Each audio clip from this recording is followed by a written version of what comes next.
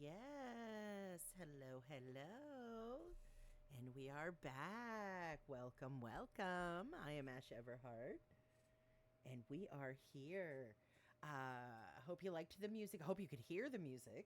I tried add some music over the beginning screen, so I couldn't hear it. So I hope you could, and I hope you liked it. If not, let me know. We'll switch it up. I got a couple of options. I just, for some reason, cannot hear it. So I've been messing with it all week and no luck. So hopefully you heard it. If not, I'm sorry it was quiet. That was not the intention. How are you? How are things? How's your day going? You having a good one? Oh, I hope you are. I am having a great day. For the most part, yeah, no.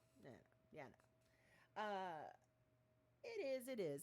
So we're doing good though. We are back and we're doing really well with this, I think. I am very, very happy. I'm seeing some people are able to check it out. So hello, hello to the VOD watchers that are gonna be catching this later. Hello, hello to the welcome to the chatters. Um yeah. So I think this is going pretty well. What do you guys think? Um I know we're just doing the novel right now. I totally forgot last time. Got so wrapped up in the story that I literally forgot to talk about lore. And it was probably a couple hours later. I was chilling and I was like, oh damn it, I forgot. I forgot a piece of that. Um, so we'll try to get to it today. We're always working on getting that down so that for future reference for the kids, for the kids if they want to know where they came from, all that good stuff. The ancestry, that was the word I was looking for. Ancestry. All right, so we're working on that. Positive news, my second book is coming along very well. We're in the editing process, so it has been completed. The story has been told. It has been written down. But we're rocking through an editing process now. Um, so, and that's going well. It's going well. As usual, I during my editing, I tend to think I didn't wrap things up. I'll start to read something and be like, "Oh, I'll make a note to myself. I got to wrap this up." And then 2 or 3 pages later, it's all wrapped up nice and clean. Because my first draft is always a free flow. I just tell myself the story. I don't try to edit or do anything to confuse myself. That sort of thing. So, when it comes time to edit, that's when I really kind of start to pick it apart. Uh, and I always do that to myself. I think I spend more time trying to fix things that aren't problems, that aren't even broken, um, than actually getting it done. It would take me way less time if I didn't cross back over myself all the time. But maybe that's the process. Um, so yeah. So we're working on it. We have a tentative title, which is I keep saying we, like the royal we. There's no team. It's just me. It's just me. Um, I do all of. I don't know.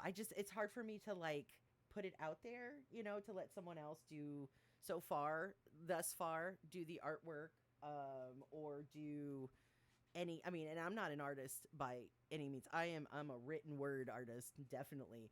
I would love to be able to draw and create, but I did not realize until I got this model, because I'm looking right at her face, how how often my mouth hangs open. How embarrassing. I look like I have a slack jaw. Hold on, I'm fixing my camera here. There we go. There we go. Okay. Okay. Okay, looks good, looks good, looks good. Okay, look at that. Mouth hanging open. Oh my gosh. Not classy. I gotta work on it. Anyway, I mean, I do know I'm one of those people that, when I'm really concentrating and working on something, I probably stick my tongue out just a little bit, maybe. I don't know. probably. So it wouldn't surprise me. Uh, oh, silly, silly. Might be the software too. Hold on. Let me move the mic. Maybe it's catching the mic here. Or maybe I just, sit here with my mouth open all the time. I don't know. Maybe I do. Catching flies. So? So? Want to make a deal of it? Huh? Want to fight about it? JK. We don't do that up in here. Okay. So, also, I want to throw out there. I want to game because I love to game and I would love to do a game. Do some gaming on stream. I was doing that before mostly, but I don't want to get too hung up in the writing. Mostly because I can't produce that fast. I'm not a machine. Not a machine. I know you can't tell because it's so fire, but not a machine, a real person. So with a real life out here, and so I don't always get to. I just can't sit and constantly write. I mean that would be cool if I could, but that's not reality. So, um, I just can't get it going that fast to just be like straight. This is what we're doing. If people are interested, we can always do things like I'd love to talk about the process of writing if anyone's interested. My process, maybe other writers, that kind of thing, just whatever. But I'd also like to include some gaming. I saw today that my top game is Fallout 4, which is not, it's easy to put in a lot of hours there, but I have like 274 hours into it. And I was like, wow, I have it in my head that if I just keep playing, I'll eventually complete it. I don't know if that's true. Maybe it's not possible, because they're always adding stuff on anyway. But even the vanilla, like original game, I'm not sure. But I don't want to start over until, I just want to keep rocking this one until I feel like, hello, welcome. I feel like I just want to keep rocking this game until I, you know what I mean? Until I figure out either I feel like I've played it all the way to the end. But I've had sessions where I literally just did street sweeping, just kind of went street to street for a while, or just I just spent the last probably couple of sessions just wandering around, trying to find places in, like find locations in large blank spots in the map. Just go out there and wander around until I found stuff. Just trying to get it all on there. So we might get back to that. I might just drop you guys into the middle of the game without any explanation or context, Maybe that, but I'm thinking maybe the next session we might game and take a little break just from the book. It's kind of heavy. It's not super heavy, and but I also realized. I mean, I wrote this, and we're talking about Fallout. We're talking about playing that maybe Monday. I realized I had 274 hours. I saw that today. Been playing that game for a minute. But I did take a break, and I was playing the Stanley Parable for a while last session. The last time I gamed, which was just a couple of days ago. Yeah. So I took a little break from that to annoy the shit out of myself. I don't know why I do that to myself. But yeah, so probably drop into Fallout just to see where we are. I've already completed the main storyline. I was floored. And I know there's people that have played this game a million times, but it was my first run through, complete run through. I was shocked. I figured Sean would be long gone. That's kind of what I figured. I did not expect Father and I shot him. I shot him. I felt so bad. I mean, he was in the bed. It was at the end, but it wrecked me for like a week. I went with the Institute, but no, I went with the Railroad eventually, but I played it like I was going with the Institute for a while. But then on my way out at the end, I shot Sean. And I was like, I'm a monster. It wrecked me for like a week. I was like, I couldn't play. I was like, but so when I got back into it, I just started like cleaning it up. Now you see people walking around. It's actually pretty nice. Some of the places are pretty nice. I'm starting to set up the settlements so that they can protect themselves, kind of thing. So so yeah, it's pretty fun. It's pretty fun. I'm there and I'm pretty interested in it. But yeah, that's the one I went with. I think the next time I play, I've never been able to play any of these type of games at all and be a butthole. That's just not. I can't. You know, it's impossible. Every time I go to make a decision, I can't just be mean. And I think I want to try that. I want. I'm probably just gonna torture myself the whole way. Just be like, um, very possible. It's 100% possible. Um, but I'd like to see. I've never seen any game. Fable, of all the Fables that I played all the Fables that are out so far. We will be playing Fable when it comes out this year. We will be. That's going to be our jam.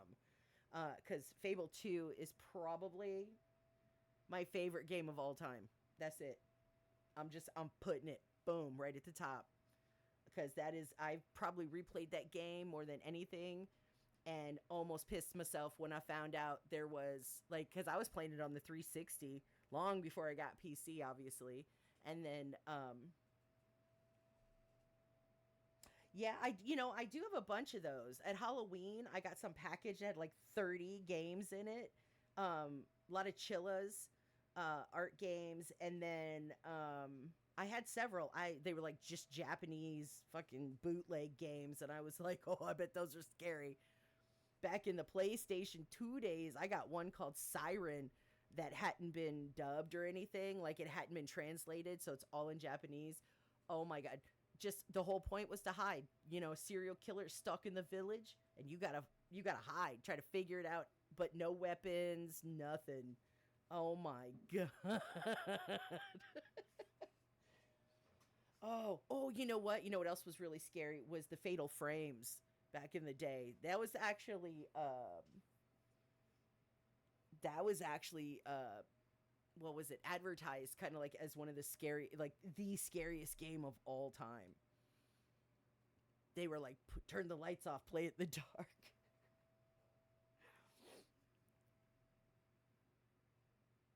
That was so scary.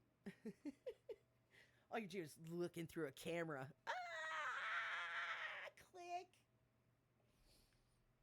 So that would be cool. I'd love to see that. Oh, would be a really great game that I would love to see remade. Although it'd probably be a massive undertaking, is Eternal Darkness, Sanity's Requiem from God, that was on the GameCube. That was an old one. I was taking it back. That was such a good game though. Oh man.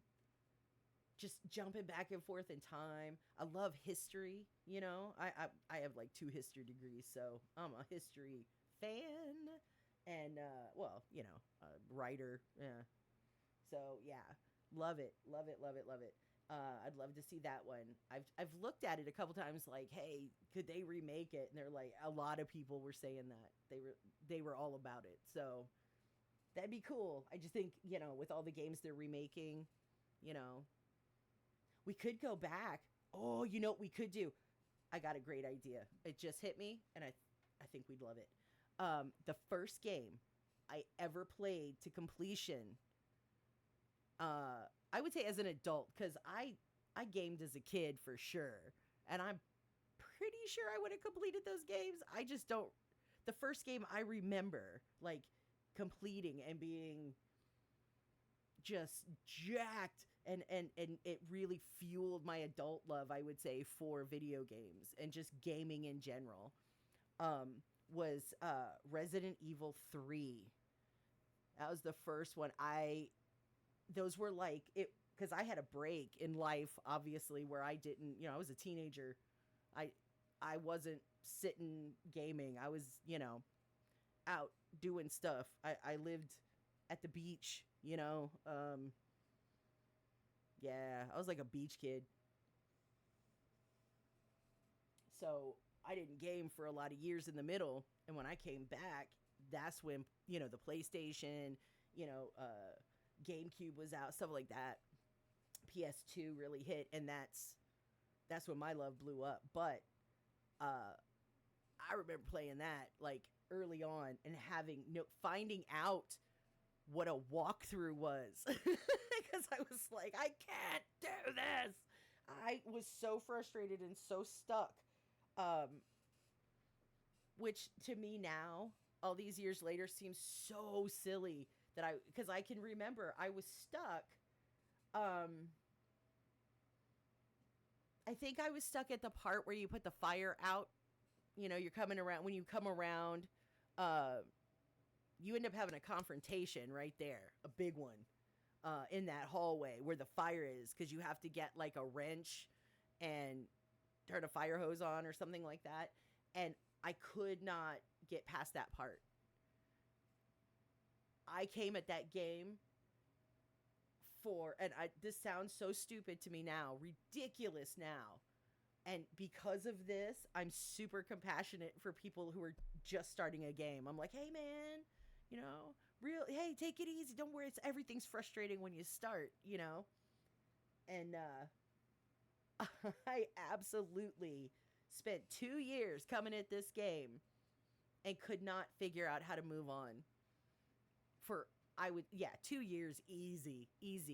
Almost gave up completely because I was so frustrated and could not understand what I was doing wrong. What did I miss? That kind of thing. And a friend came along and was like, you can do it. Why don't you just do a walkthrough? Like, download a walkthrough, take a look. And I was like, what's that? This was 100 million years ago, obviously. And I remember just looking, like, starting at the beginning, read. And I found this spot. I was like, oh my God. I had literally just missed a room. Basic, easy stuff. Just missed a room. It had the wrench in it and the story. I mean, from that moment on, I have not stopped gaming. So we should do the remake. I've got it. I'm 100% sure I got it. We should do that one. If we do anything, we should just go back to the beginning. Just boom, right where it started. Oh, that'd be a vibe, wouldn't it? We should do that. I'll make a note of that. Mental note. Boop. Okay, it's in the vault. We're good to go. But we do have that. Always scary stuff. I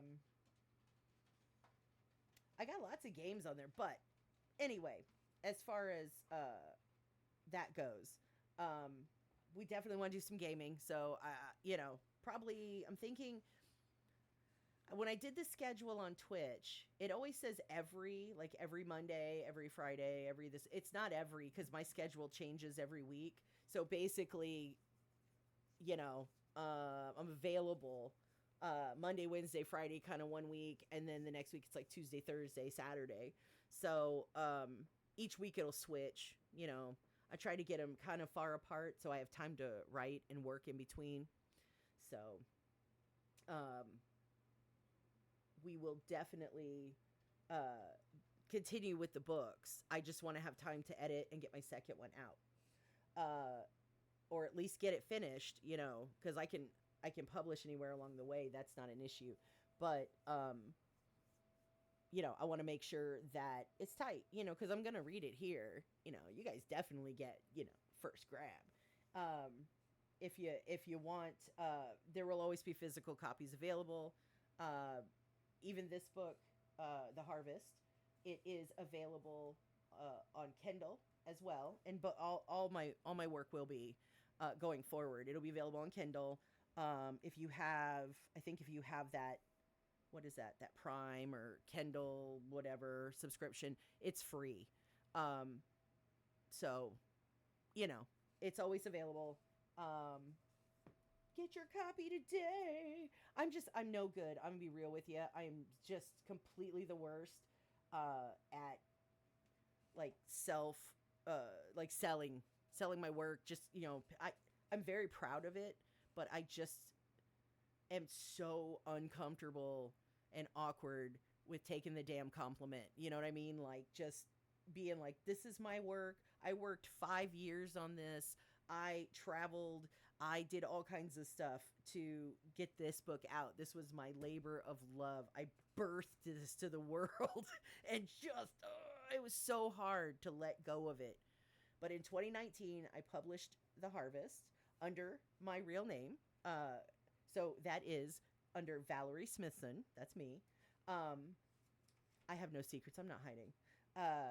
But I have no confidence, so that's why I'm not IRL in it. But I did this under my name, and I'm very proud of it. So if you get a copy, I don't know. I'd be happy to sign personal copies. I just don't know how. I'm just not set up that well yet. So, if you get a copy, I'm sure down the road there will be some process by which I could get a hold of it, sign it, and send it back to you. But not right now because I don't even have everything switched over yet. I'm still setting it up and changing things over from my previous handle when I started as Lefty Writes. So, because I didn't know. I didn't want to invest too much, till I knew I liked it and that it was going to be a good fit for me to stream and VTubing and things like that. So, I didn't have a big setup. Like most people, I'm just doing the same thing as everybody else over here. But that's what's going on with the books. That is what's going on with the channel right now. I am really, really happy with how things are going. I love the model. She looks great. We're going to game. We're going to... we'll talk lore, I'm working on that backstory, like I said. So kind of working on two fronts at once, and that is... I don't know.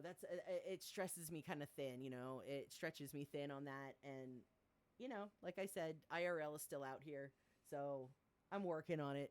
Be patient with me.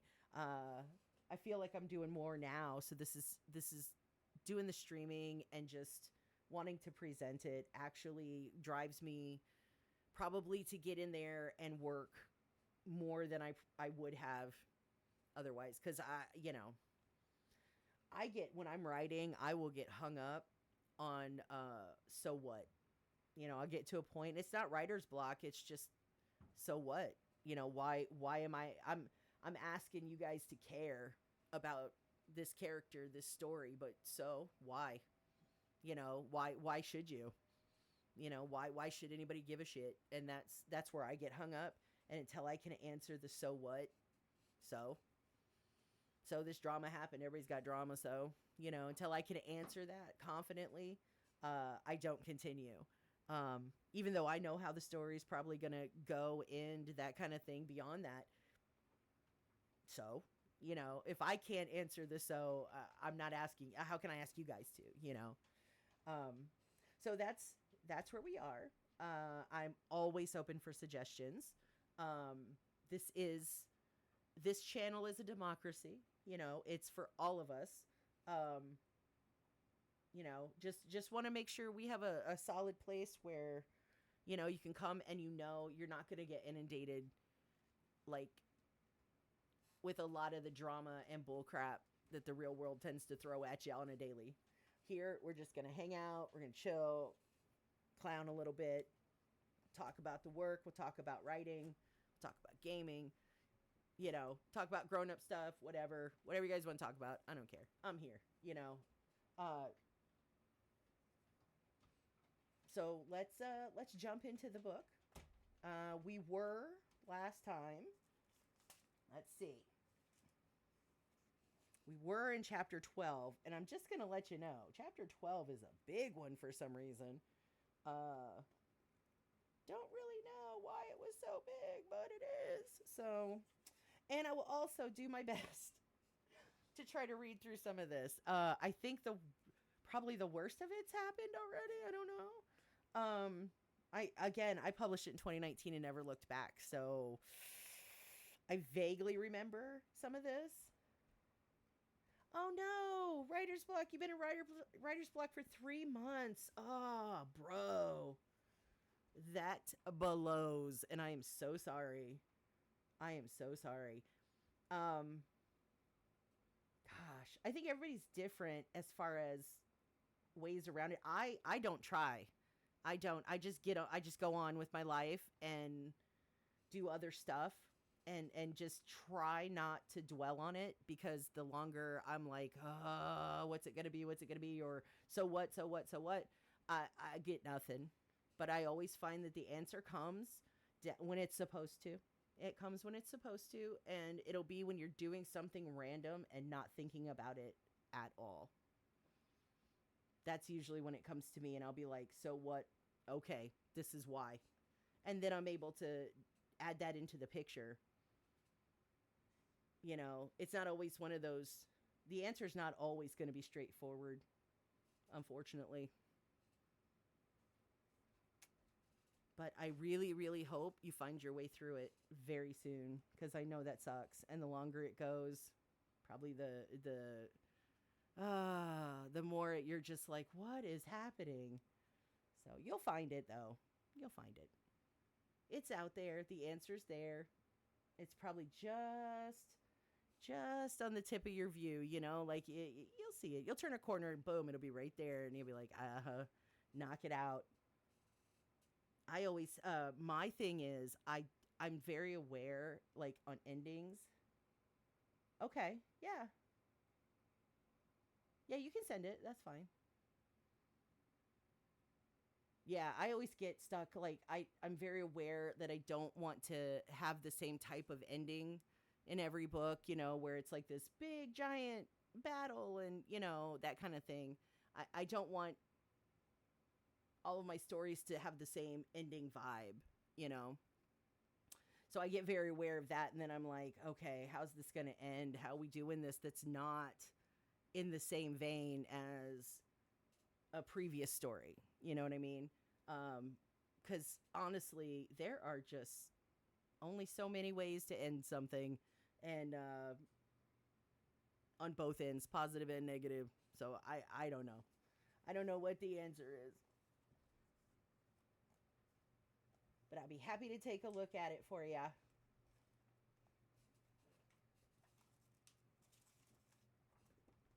All right, let me get a little drink here. Wet the old whistle, and then let's get started. Let's see, where were we? Where were we? Okay, let's see.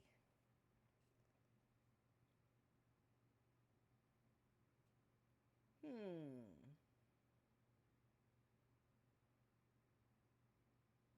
Okay, so it looks like they had the V and Jilly had gotten separated from Ben when they ran into the hunting party. And towards the end of that run, as they were bailing out, they ran into a group of girls in a cabin. And as they were looking around for whatever might be in this small place, they found an opening, um, a large opening, and they've gone in and looked around. Okay, so that's where we are, I think, is just up to that point. All right, here we go. Ben and V talked about what the girls had found, which appeared to be the living quarters. Ben and Gabe, however, found a large dining hall, and according to Gabe, a pantry that would have made the one in The Shining cry. Gabe went on to explain to the twins about all the good food that he saw just at a glance. Ben said he found the generator. It was definitely big enough to run this whole place, but he didn't know how loud it would be. Given their current situation, V and Ben agreed to do nothing right then. Ben took the group back to the entrance to get everyone else and close up the opening. V and Jilly continued to look around. Because the bunk beds would be neither big enough or comfortable enough to accommodate, Ben carried Megan while the others brought the mattress and box springs that she had molded into. She was offered the office living space that V had first encountered. Megan didn't want to be closed off away from everyone. She wanted them to stay together, and they all agreed. V could understand that. Hold on, let me not block up. There we go.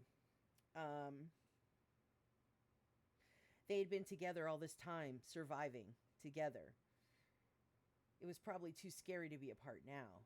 Megan was set up in the dorm. It took several tries to find the right spot for her that wasn't too hot or too drafty.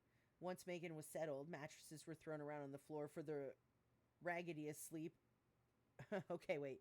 Once Megan was settled, mattresses were thrown around on the floor for the raggediest sleepover of all time.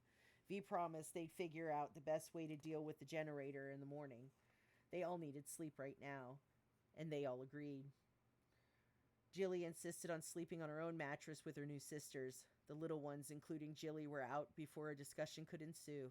V's exhaustion overrode the need to make her point with Jilly, and as Ben pointed out, no one's getting in here through that entrance without the whole world knowing. V and Ben took the office living space. It seemed easier.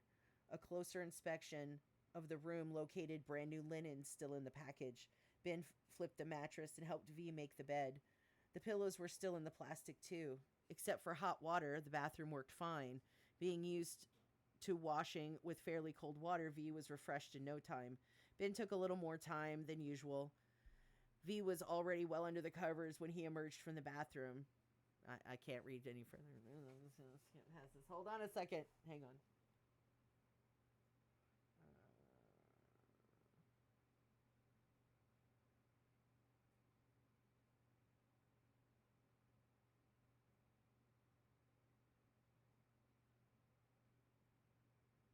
Oh my God.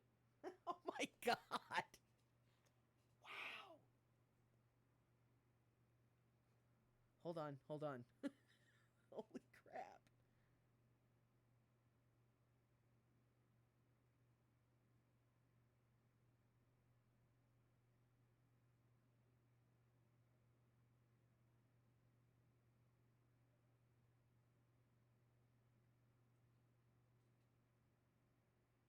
What? Wow. Damn. Hold on. I'm getting to a part. I'm going to read out loud. Hold on. Oh my God. I'm laughing nervously. Let's see.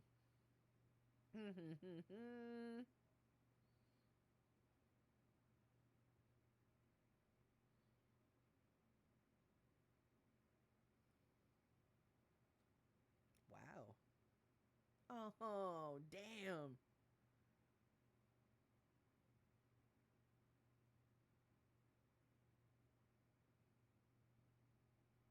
I did not think I wrote stuff like this. Oh my God. I didn't even know I wrote this. I forgot all about this.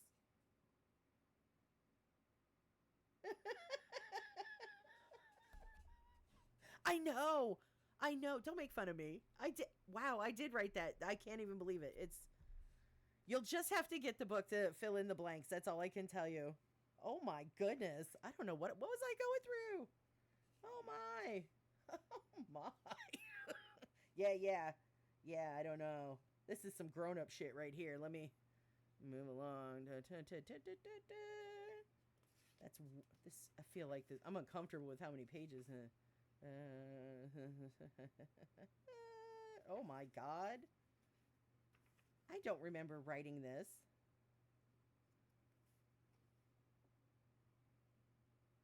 Okay, wait. Dun dun dun. All right. Yeah, I guess so, probably. Yeah. I don't know. Probably. Let's see. Um, all right, all right, all right. Here we go. Here we go. Here's where we're gonna pick it up. Just use your imagination. Let's just say they were alone for the first time since they've met. Okay. And they did what adults do when they have privacy. And when two grown-ups love each other very much, sometimes things happen, kids. That's all I can say. Ask your mom. All right. No need for talk or questions. In this moment, all was right within their crazy world. Okay, boom, there you go. Okay, it was beautiful. It was hot. It was beautiful. Get the book. Okay, here we go.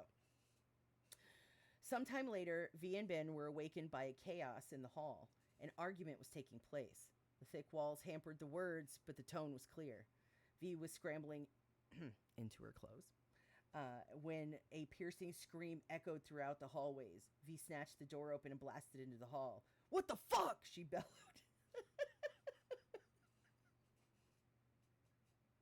I just did that shit last night. My dogs were raising hell. And I came out of my room and I was like, what the fuck? Just in case somebody was trying to come through that door or window or something. I wanted them to think somebody scary was in here. Okay. Maybe double think that shit. I don't know. Anyway, what the fuck? She bellowed. The place went silent. The hall was dark in both directions, but she knew she wasn't alone. She heard bare feet on concrete behind her. Something hard was pushed into her back. She reached back and pressed the rubber button to light up the world as she brought the mag light up in front of her. The sight before her would have been hilarious if not for the extremely pissed off mood V was in at being woke up by chaos. The twins stood locked together in front of her. Each had a handful of the other's hair. A Snickers bar lay smashed on the floor between them. V said nothing, only aimed the light from one of them to the candy bar. Oh. V said nothing, only aimed the light from them to the candy bar and back to them. The girls didn't need chastising, nor would they get it. They untangled themselves and turned to walk away. Pick that up, V stated. They bumped heads trying to be the first to get it off the ground, then scrambled into the dorm. V followed behind with the light. As she entered, she saw the group had constructed a small living area and used their flashlights to create a dim glow in the large room. Jilly sat on her mattress, munching on something. "What are you eating?" V said as she walked over. "Pop-Tarts," Jilly cooed. "It's so good." V had to smile. She forgot sometimes how much Jilly missed out on when they were living underground. Little things, like strawberry Pop-Tarts with frosting and sprinkles. She felt that old familiar pang of guilt. Although this time, it wasn't as bad. V didn't feel great at the knowledge that she had been right. The world news, as of late, only negated the hopes that the friends from her former life had not just moved away. They were taken. For what purpose? V wasn't exactly sure. New world order? Far-fetched. Society as a whole wouldn't let that happen. Would they? 2019. Okay. Booming male laughter came from the hall as the double doors flew wide open. Ben and Gabe came in, arms loaded with goodies. Ben carried a case of bottled water amongst his load. "What you got?" BJ asked with a broad smile. Clearly, she, as well as the other girls, had warmed up to Gabe. "Found some blueberry Pop-Tarts, Twinkies, and canned fruits. Not fresh, sorry," Gabe said. Gabe set his load on the makeshift table, and BJ pulled one of each and took them to Megan, who chose what she wanted. What she apparently wanted most was water. She began to chug the instant that sweet moisture hit her lips. Ben brought over 2 more bottles and set them on the bed next to Megan. BJ worked on the morsels that Megan rejected. Everyone dug in. Jilly was not happy to have to eat some fruit before she could tear into the blueberry. V was advised that blueberries are fruit. "This is not a democracy," V stated matter of fact as she pushed the can of peaches over to Jilly, who ate exactly 2 peach slices before advising that she was done while simultaneously tearing into a new flavored Pop-Tart, which she declared immediately to be her new favorite. Her new fave. V couldn't help but notice that within one day, in the presence of her new sisters, Jilly was opening up. V was sure that she spoke more during that group meal than she did the whole time they were alone together. V felt another one of those pangs. Oh, hold on. What? Security? I don't think so. We're gonna go. Sorry, my security thing went off. Somebody's trying to bust in. I don't think so. Got that cybersecurity, baby. All right. Let's see. V felt another one of those pangs. This one was not guilt. It was heartbreak. V had tried everything she could think of to get Jilly to open up and talk, to no avail. Her efforts only produced more silence. And here she was, one day after meeting her new sisters, and she was a totally different child. It killed V that she wasn't the one that Jilly wanted to chatterbox to. She suddenly found herself jealous of two little girls. Ben, reading V's body language, felt her pain and reached behind her in the dark and rubbed her back in soft little circles. It said, "She got here, didn't she? Does it matter what route she took?" In response, V turned to him, the tears in her eyes ready to spill over any second, that said, "It matters to me." "Why don't we go check that generator?" Ben said gently. Ben said gently, saving V the humiliation of public waterworks. V and Ben headed into the hallway, leaving the lively chatter behind them. They walked down past the entrance tunnel in silence. The air in her face helped to dry the flood behind her eyelids. The two tears that fell did so with such force that they missed her cheeks entirely and beelined for the floor with an audible splash. Well, it was quiet in there, right? "You can't be everything to her. Not now," Ben whispered softly. V had no response. All she could do was let out a trembling sigh. She couldn't even look him in the face, because he was right. Regardless of her delayed development, Jilly wasn't a baby anymore. She needed to socialize with other kids. V could only ask the question that plagued her. "Do you think she was miserable when it was just the two of us?" The thought made the tears well up, with no hold back this time. Oh, great, her nose was running now, too. Awesome. Now she's not only pathetic, but she's gross, too. Awesome. That's great. We love being gross, don't we? No, of course not," Ben said, producing a handkerchief from somewhere. "She doesn't have to be on her guard here. She can relax." V's offense shone on her face like a neon sign in a dark alley. "Come on, don't be mad. I'm just saying that you're always on guard, which isn't a bad thing. It's just what she feeds off of you. If you're worried, she's worried. You're scared, so is she. She's a mirror of your emotions because all you had was each other. Now she has these new people in her life, new energy to draw from." This did not make V feel any better. As they entered the generator room and the doors closed behind them, Ben wrapped V in his arms and held her as she sobbed into his chest. When she was all cried out, she stepped back and laughed at the giant wet spot on Ben's shirt. He just shrugged it off as he rubbed her arm. "It's okay. She's here.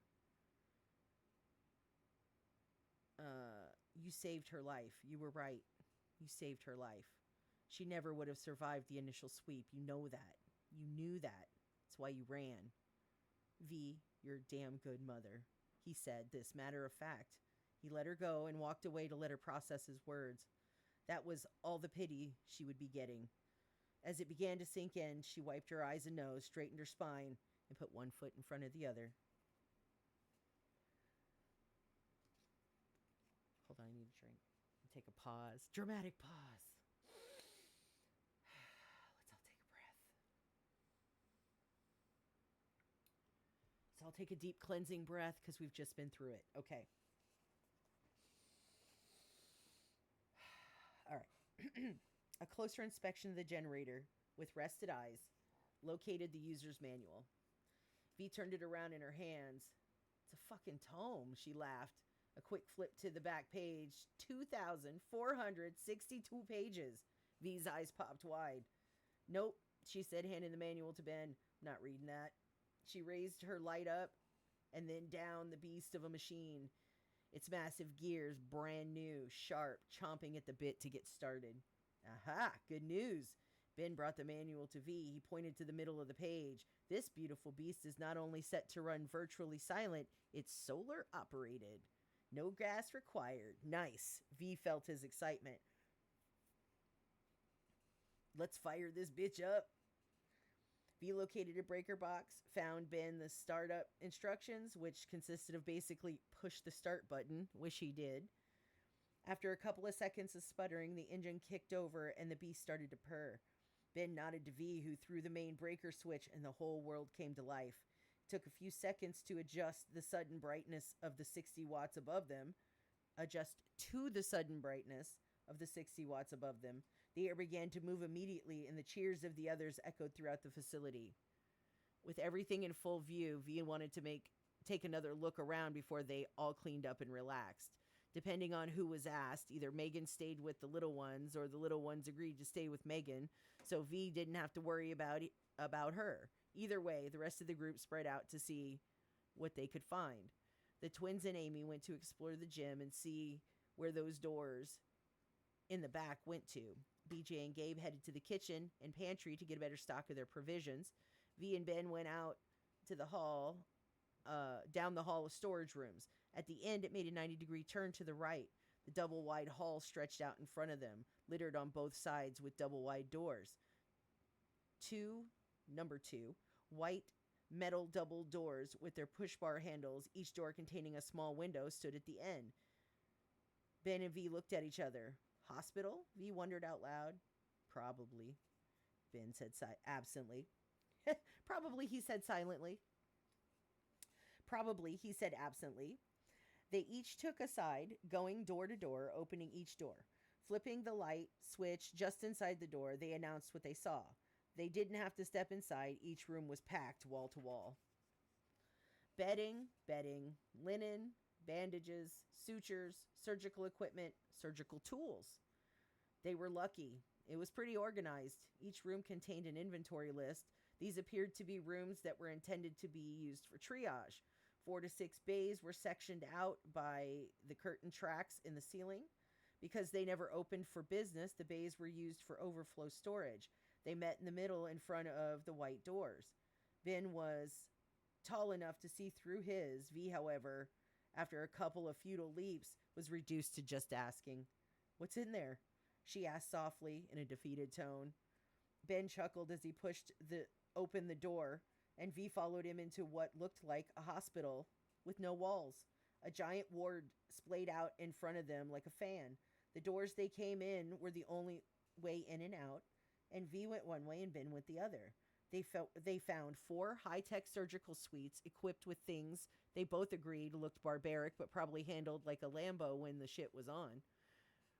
The other side of the room were recovery bays. V opened the door that could easily be mistaken for a common closet, and she stepped inside and flipped on the light switch. "Whew," V said. Ben was nosing around one of the recovery bays. "What'd you find?" he said, coming towards her. I just wandered into a junkie's wet dream," she sighed. Ben popped in behind her, and his jaw dropped. They stood at the head of a pharmaceutical highway. Even with rows of lights down the entire center of the ceiling, it made it like noon in there. V had to squint to see the end. Shelves stacked floor to ceiling, down both sides, were filled front to back with medication. V started walking down the center, just looking at meds to her left. "These are in alphabetical order. This is crazy. Looks like someone was planning on staying down here a while," Ben said, looking down the other side. "I don't recognize any of these names," V said, stopping and looking to the end of the aisle. Deciding that she had seen enough of this room, she turned and walked out. She stopped in front of what could have been mistaken for a closet door. She hoped this would really just be a closet. No such luck. She had an identical twin, a second hallway stuffed with drugs. These, however, appeared to be mostly over-the-counter pain relievers and antihistamines. V and Ben agreed that an inventory would need to be done to assess what they had. The hospital was the end of their line.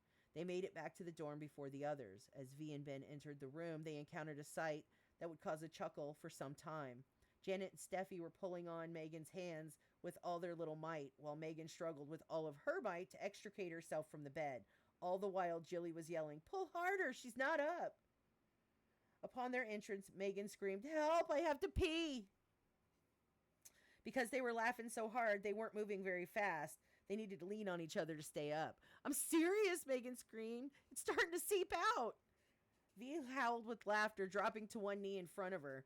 Ben leaned down on his hands and knees, and V had tears streaming down her face as she and Ben made it to Megan. She was so pissed.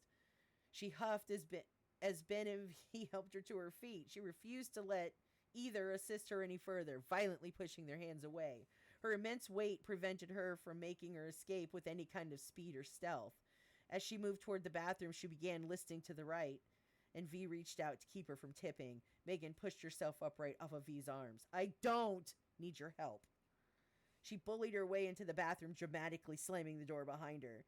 V stood on the other side of the door, trying to catch her breath, as Ben looked at the ceiling, shaking with laughter.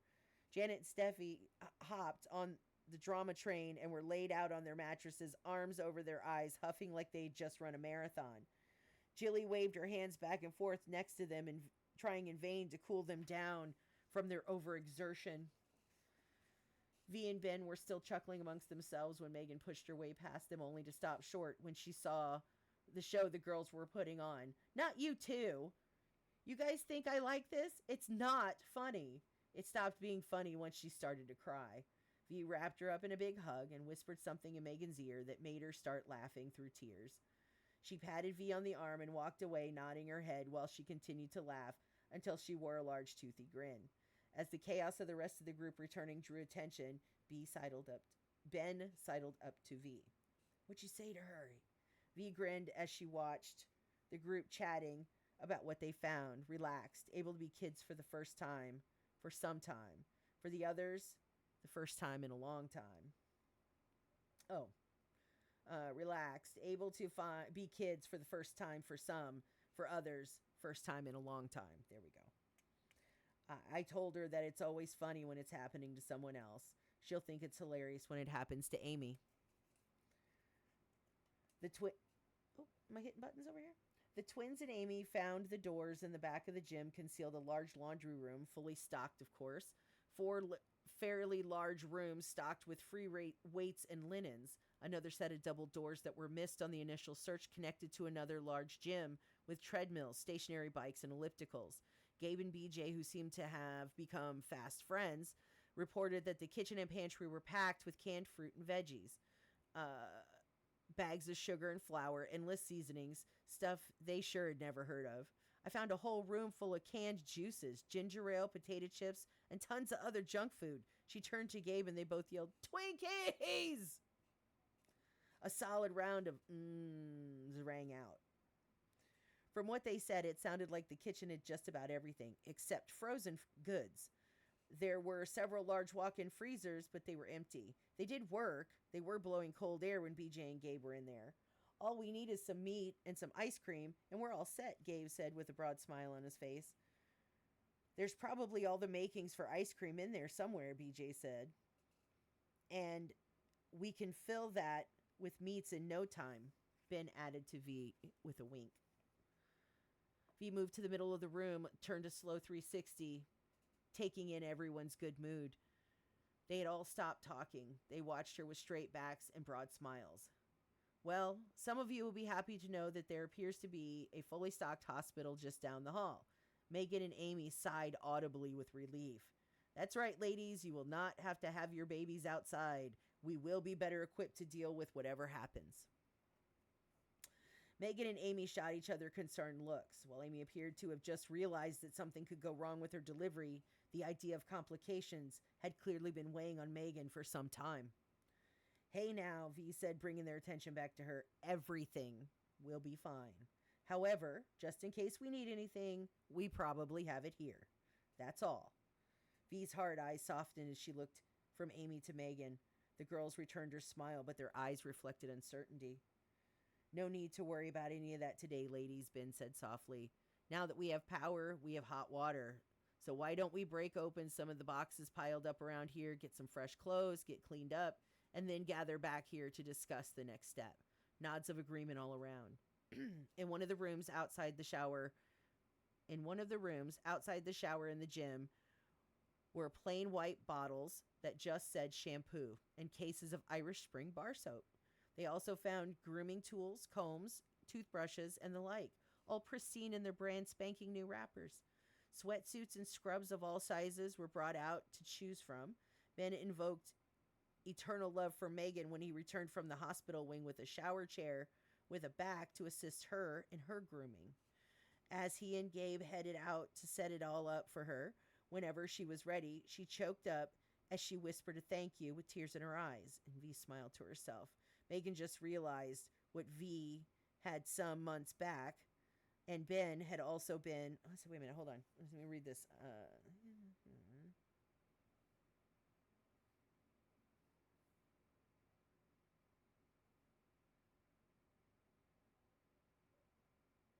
Oh, okay. So Megan just realized what V had some months back, that Ben had also been the cause then as well, that there were good men out there. They were not all monsters looking to hurt her for their own sick pleasure. When Megan's eyes filled with tears of gratitude combined with confusion, with confusion met V's worldly ones, V said softly, hold on, I'm going to switch page. Okay. When Megan's eyes filled with tears of gratitude, combined with confusion, met V's worldly ones, V said softly, it means that what you have known is not how it should be. You choose from this point on. You choose who you are and who you let in. Most importantly, you choose who you love and who you let love you back. Megan looked down into her lap and started to sob. As BJ moved to comfort her, tears rolled down her cheeks. V cleared her throat, bringing all eyes back to her. You will be okay. You will all be okay. We will make it through this. Do you know why? She looked from face to face, from the oldest to the youngest, including her own, who all shook their heads. They couldn't imagine how they could possibly make it on the other side of all of this terrible things that they shared. The known and the secrets, which were far too terrible to say out loud, were slowly suffocating them. The collective desperation in their eyes said that even if they made it through all of this physically, they would never be right. Do you know why? She repeated. Because we are women. We are the thread that holds it all together. We are the givers of life. Our bodies, our spirits can only be broken if we allow them to be. We are stronger than anything those bastards can throw at us or do to us. We have already won. We have already beaten them because we're still here. We have something else they never expected, something that's unstoppable. And they all looked at each other confused as to what they could possibly have. But V was like Lombardi down by 2 at halftime. Those girls were hanging on every word as V opened their world to the possibility of a better future. We have each other. Alone, we are only as strong as ourselves, which is still pretty damn strong. But together, we are a juggernaut. They can't stop us, and they goddamn sure can't break us. The head shakes turned to nods as they started to believe. You all got out of a place that no woman has been known to leave alive, and yet here you are. You all not only got out, but you survived alone in the woods with no previous survival skills. You could have curled up at any point and just waited to die, but you didn't. You relied on each other. You made it here, together. They fucked up when they underestimated you, and that, my dears, is what will be their downfall. She looked from face to face, now brightened with pride and love, for both themselves and each other. They'd begun to see things through V's eyes, having been through the worst of the pain and doubt, and found her way to the other side. Eyes. Let me spin that back. Let's see. They'd begun to see things through V's eyes, having been through the worst of the pain and doubt, and found her way to the other side. Eyes. The tears dried. V nodded at them all as she looked around. When she saw movement across the room, she realized that Ben and Gabe had been standing there. For how long? She didn't know. They had tears in their eyes but said nothing. After a few seconds of letting V's words sink in, Ben made a production of opening the door as he and Gabe entered, as if they were just coming back. Looks like we're all set. We got the showers running to get the hot water going, Ben said. It's going pretty good, Gabe added quietly. V nodded and got Jilly to her feet. She collected fresh clothes consisting of sweatpants, scrub tops, and grooming supplies for them both. She and Jilly shared a shower. V got her own teary eyes when she opened the shower stall door to see another shower chair set up for Jilly in the double wide shower stall. They took the longest, hottest, soapiest shower in history. V washed their hair 3 times using half a bottle of shampoo, half a bar of soap, washing and rewashing them both. Jilly finally put a stop to it when she advised V that she wouldn't have any skin left if she kept this up. After that speech she had just given the girls, she felt like she couldn't get them clean enough. V felt much better after they were dry and dressed in new, clean clothes. V was combing through Jilly's hair as they talked quietly when Ben knocked on the door and asked if it was okay to come in. We are dressed, Jilly announced proudly. Ben poked his head in. You guys have been in here for a while. Is everything okay? Yes, Jilly said with an exasperated sigh. Mama had to give us like 10 baths all at once. Ben smiled as V did a final comb through and made a quick work of braiding Jilly's long mane into a solid rope down her back. Well, you never know when you might get another one, Ben said, defending V. Whatever, Jilly sighed. I'm hungry. Well then, let's eat, Ben said, taking her hand, which Jilly took gladly. Before she could get to her feet, Ben stopped. Oh yeah, I almost forgot why I came in here. We found a box of these. He produced a brand new pair of socks. Bean, yeah. He's Bean. He is, yep. Good old Bean. He's always there, you know. That Bean, he's a reliable guy. He's always got your back. You think that clock in London's going to be called Big Bean now? Stupid. I'm an idiot. Pardon me. Okay. All right.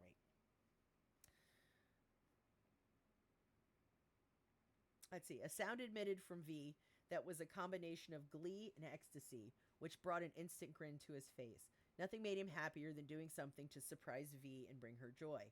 He handed V a pair of socks and helped Jilly into hers. When they were all set, Ben led them to a kitchen where a table had been set for everyone. The boys had found the private shower stalls on the other side of the gym from where the girls were. They were washed and dressed well before the girls, so they took it upon themselves to put a spread together. They put a mix of things out to let the girls pick through whatever they wanted. They sat back with pride as everyone dug in heartily and praised them repeatedly as they admitted they were starving. The Chef Boyardee beefaroni and ravioli proved to be the most popular. V couldn't remember the last time she'd had beefaroni. It was all new to Jilly, who just dug in and ate without a word. Canned fruits and veggies filled in as sides with apple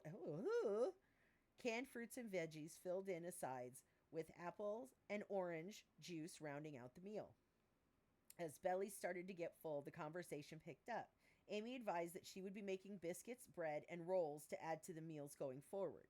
Gabe said he liked to cook and offered his assistance. Ben broached the subject of what to do next. After some discussion, it was agreed that this would be their base of operations, as no one wanted to go back to living outside, especially after those showers and abundance of food. We'll need to start filling that freezer, Ben said. The canned goods will only last so long. Gabe expressed interest in going out hunting with Ben. What about your people? V asked Gabe. Aren't they still living outside? Gabe nodded as he inspected his plate a little too closely, the guilt suddenly weighing so heavily that his shoulders visibly slumped. Ben patted his shoulder as he gave V a look that said, "Why'd you have to do that to the kid?" I asked that not to make you feel bad, Gabe. I think that we have plenty of room here. They should be clean and safe as well. Gabe nodded along with everyone else. How far away do you think they are from here? Ben asked. Gabe guessed that he and his group had been 2 days out when he got separated from them. He had been on his own for another 2 days before he ran across them. His concern was that he wouldn't be able to find his way back to the camp. Don't worry, kid, we'll find him. You couldn't have traveled that far in 4 days, not unless you were running, Ben said with a smile. This made Gabe feel better, as he was adamant that he had not been running at all. He had actually been walking pretty slow and stopped a lot after he got separated from his group because he kept thinking he could hear people behind him. After some further discussion, it was agreed that they would rest for a couple of days and get their strength back. Then Gabe would head out to find his people. V wanted Gabe to take one of the girls with him, mostly out of concerns as to how Ben would be received in the camp. He was clearly a soldier. He would likely not be trusted no matter how much Gabe vouched for him. Ben would, however, made the point that none of the girls had any tracking skills that either he or V had. Then the discussion got heated when V said that she and Jilly would help Gabe find his camp, while Bean got this facility up and running. Ben didn't like the idea at all, but was outvoted when V advised that she and Jilly had been surviving on their own long before he came along. V silenced Ben's protest by reminding him, without going into detail in front of the group, to remember how they met. Yeah, Jilly added, we can take care of us, as she dug into another spoonful of beefaroni, her new fave. Ben, while not pleased, couldn't argue the logic. We can find them and convince them to come here. You know they won't listen to you, V said matter of fact as she spooned more beefaroni onto Jilly's plate. Ben didn't say another word. He just looked into his empty plate. He wanted to say something to change this. He wanted his girls safe behind steel and concrete until he could get back to protect them himself. But V was right. He loved her for her strength and apparent fearlessness when things needed to get done.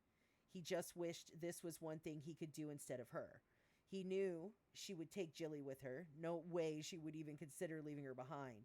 He shivered at the thought of the worst-case scenario. He could lose his whole life in one moment. He tried to remember that V was hardcore. She would succeed in this mission and kill anything that got in her way. No matter how much truth he knew about her, he couldn't stop his heart from aching at the thought of going on without them. The table had gone quiet. They all felt his pain. They were all scared to lose V and Jilly too. Jilly was an angel they had all fallen in love with immediately, and V was the pillar on which they had leaned to keep them upright. Even in the short time they'd all been together, they all loved V and Jilly. V broke the somberness with a fact. This is how it is. We all have a job to do here, a role to play. We will go and get Gabe's people. We have been given a gift in finding this place. We are now obligated to save as many people as we can. Agreed? They all nodded in agreement. We have a couple of days to relax and get this place together. While we're gone, you guys will hunt, cook, and get the supplies unpacked. Those people will need all of the things that we just had and then some. There may be some that need medical care, so stop worrying. Yeah, we got this, Jilly added, pushing her empty plate away. That seemed to be what everyone needed to hear. The mood lightened as the table was cleared and the dishes were washed. There were no leftovers. While Ben agreed that he clearly still didn't like it, he remained silent throughout the rest of the meal and the cleanup. And after dinner, Jilly wanted to stay in with Janet and Steffi. Everyone expected to hear loud arguing from Ben and V's room, Ben trying to convince V not to go, but they heard nothing. BJ and Megan lay awake talking about how great this place was and the potential of maximizing the space to accommodate a larger group. Gabe and Amy talked about the things they would create from the ingredients in the kitchen and how to cook for a larger group. Bellies full, Janet, Jilly, and Steffi passed out almost immediately, snuggled together like conjoined triplets. Ooh, finally, chapter 13. Jeezy peas. That was a long chapter. 12, the excessive chapter. Dun, dun, dun. Chapter 12. From here on out, it'll be known as Chapter 12. The endless chapter. Okay, here we go. Moving on. Chapter 13, starting with a classic line. The silence was deafening. I can promise you, knowing people as I do, there'll be no boom boom tonight.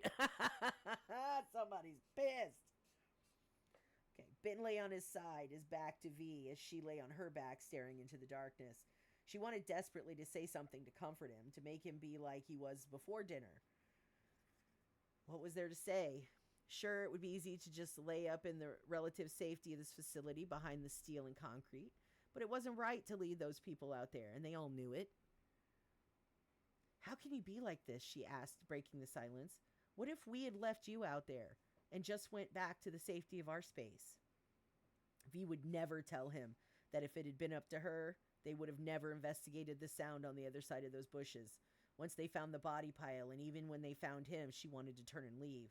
But it was Jilly who insisted they investigate, pull him out, and take him with them.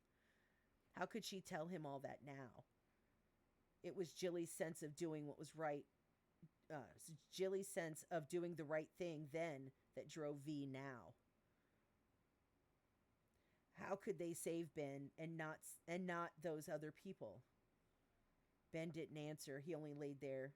V assumed that he wanted her to think that he was asleep, so she left it alone, and confident in her decision, she soon dozed off. Ben would not be good until she and Jilly returned safely, and there was nothing any of them could do about it. Ben knew that. That's why he remained silent. What could he say? Good old Bean keeping it quiet, you know? Keeping the peace. That's Bean's specialty, you know, keeping the peace. The next 2 days went by quietly. V and Gabe gathered supplies and tried to figure out his direction of travel. The rest of the group went on about checking every box in storage, inventorying and stocking all items. BJ turned out to be quite the supervisor. She created a system that was not only easy to follow, but of all the things argued, no one had any issues with it. Likely because no one else wanted to come up with something else to counter her plan. Everyone had taken V's words to heart. They all had their jobs to do, and they got down to it. Ben spent his time with his head down and his mouth shut, putting cots together. He did 50 the first day and another 75 the next. Each night, he lay with his back to V, refusing to say a word. She refused to address it. This thing was bigger than them long before they met.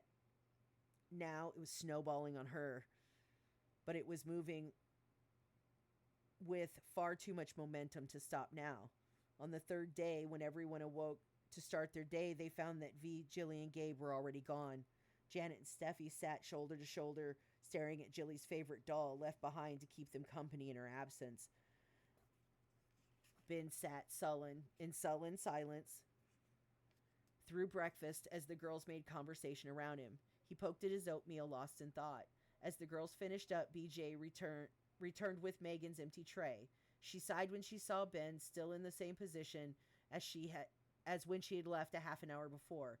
She dropped the tray on a table with a banging echo that jumped Ben back into the present and caused all chatter in the room to cease. He looked up at her with such sadness in his eyes, BJ's heart shattered for him.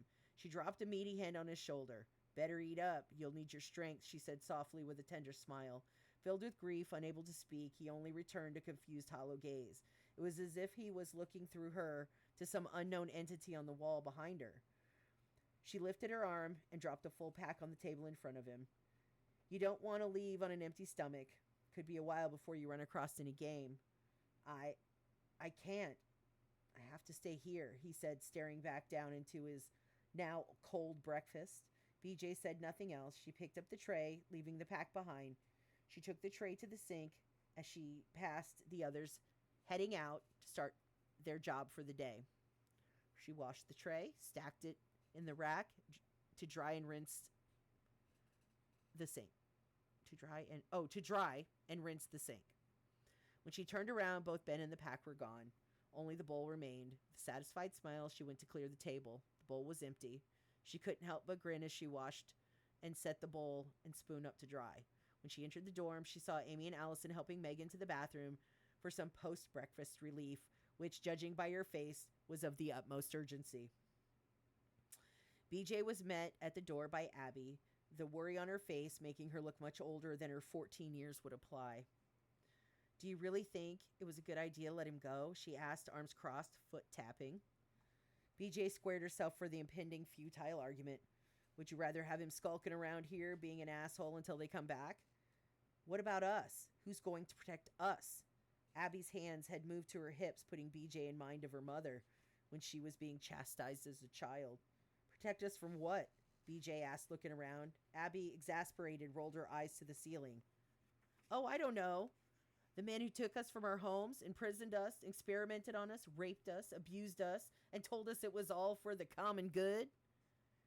BJ was quickly growing tired of Abby's attitude. We are securely hidden behind steel and concrete. No one's coming in here. And what if they do? Abby was pushing it. Then we'll protect ourselves, BJ said through gritted teeth. Didn't you listen to anything that V said the other day? That was it. BJ had invoked V. Abby had no argument. Deflated, her hands fell to her side as her eyes darted around to see who all had witnessed her defeat, which was everyone. Allison and Amy stood outside the closed bathroom door, arms crossed, glaring at Abby, while Steffi and Janet just stared at her. BJ walked away, leaving Abby to deal with her own feelings about what she had just went down. Ladies, we have a lot of work to do. Let's get to it. BJ relieved Allison and Amy from their posts. They nodded and headed off. As they passed Abby, Allison took her by the hand, leading her out. She followed without resistance. Janet and Steffi followed behind, each holding a hand of Jilly's doll. As the door closed behind them, Megan announced that she was gone. Megan announced, that she was done. She was gone. She just bounced. That she was done. As BJ helped her back to her bed, Megan weighed in on the exchange. Don't you think you were a bit harsh on her? She's just scared like the rest of us. BJ sighed as she gently pulled the blanket over Megan's ample belly, leaving her feet out because having her feet covered made her too hot. Her attitude is poor. She's just a kid. BJ sat on the side of the bed and gently brushed a lock of hair behind Megan's ear. We all stopped being kids a long time ago.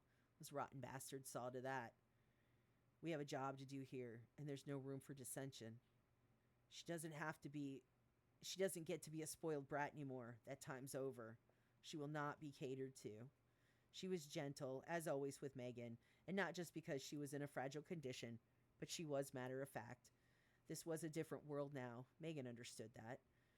She smiled and reached out, taking BJ by the hand. Then you did what you had to. She'll be okay. They stayed like that, holding hands, just being, until the double doors opened and they quickly dropped hands, and BJ jumped up as if she had just been adjusting the blanket. Amy came barreling through the door, out of breath. BJ, you have to come see this. BJ looked at Megan. I'm okay. Go ahead, she said softly. BJ quickly followed Amy out into the hall.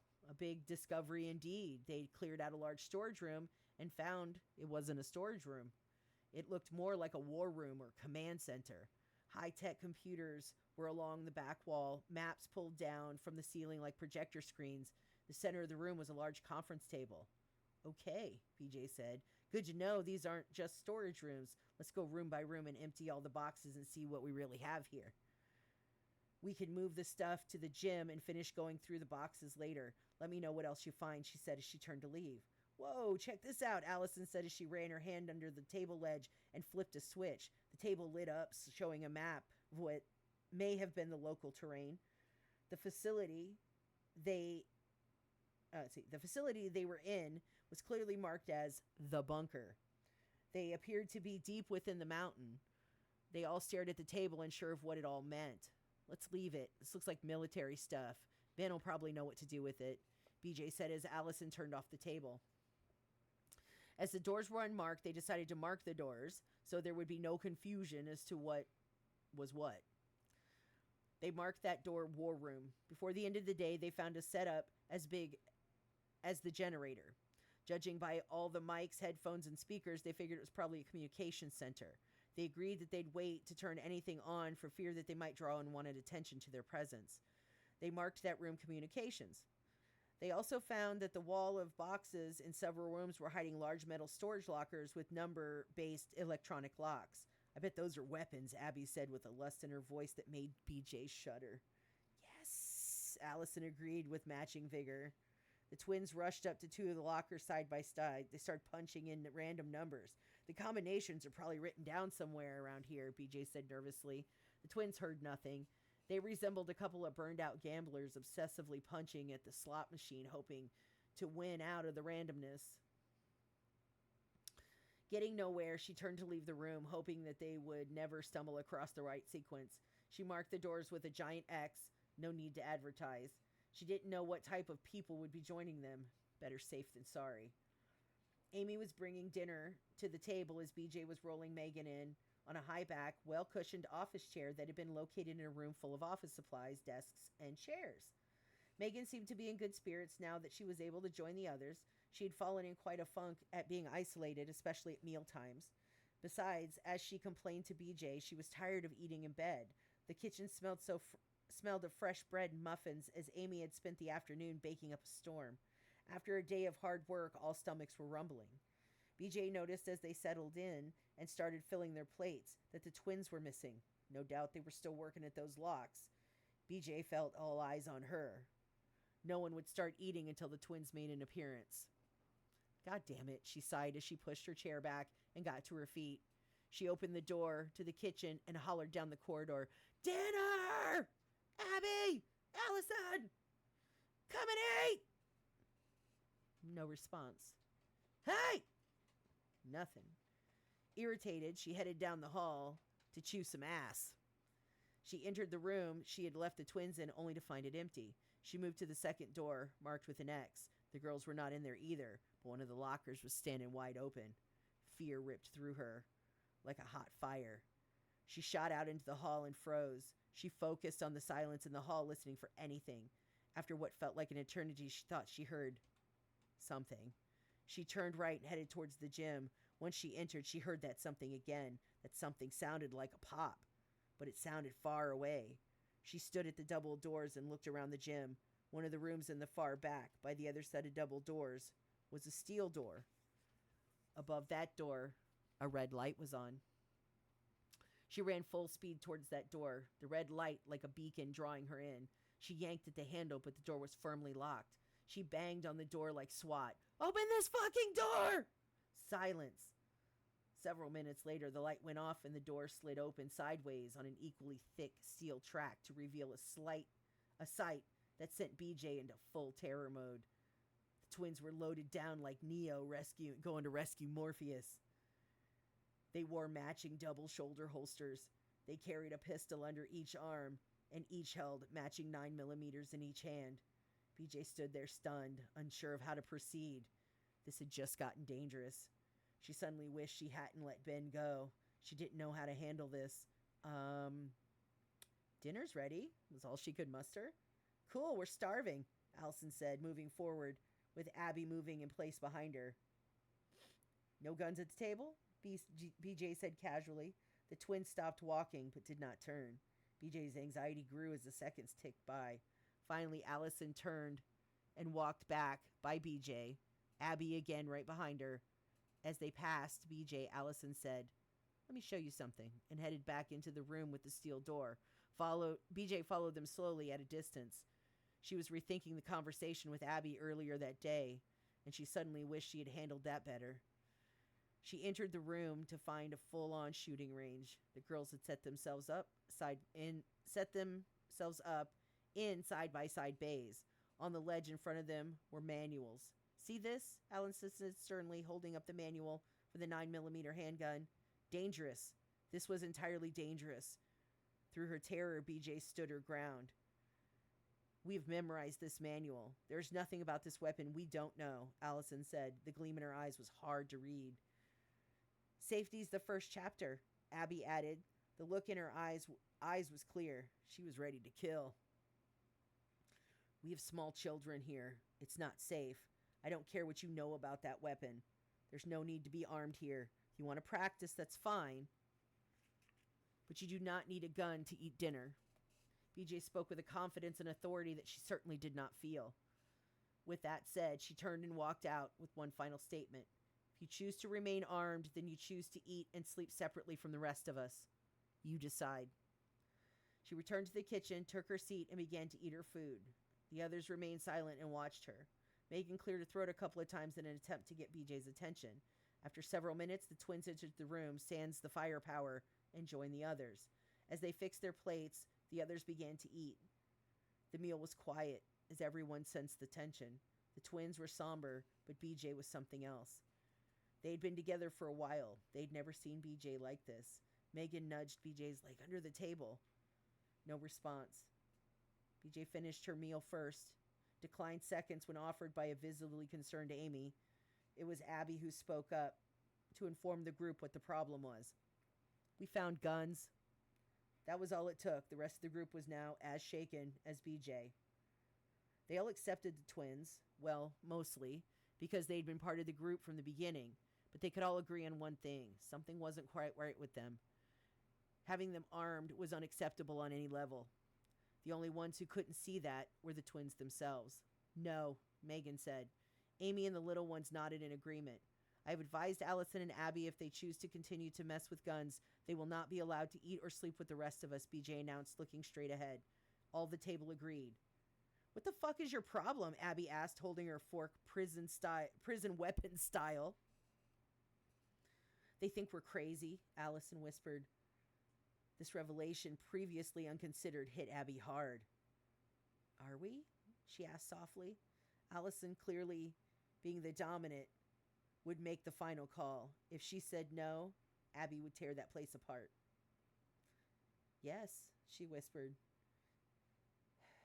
Abby sighed heavily and slid back in her chair, reloaded her tray, and then picked it up, and with Allison, having repeated the same action, left the kitchen without another word.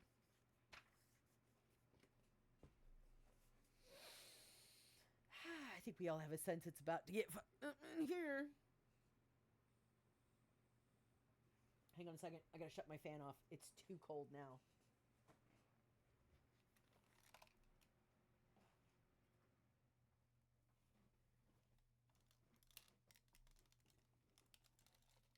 Okay.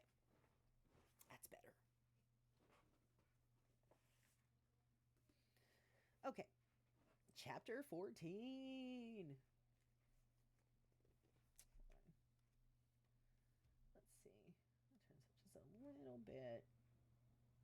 There we go. Let's see. All right. Okay, that should be okay. All right. Chapter 14. Looks like we got about an hour left. So let me see here. Watch chapter 14 it's always when you're like, okay, I'm just gonna read one more chapter and then we'll knock it off, and then what happens? What always happens? That is the longest chapter in history. Let me see, hold on. God, I love the sound of the page turning. This is why I can't go to digital books. Something about the sound of that paper.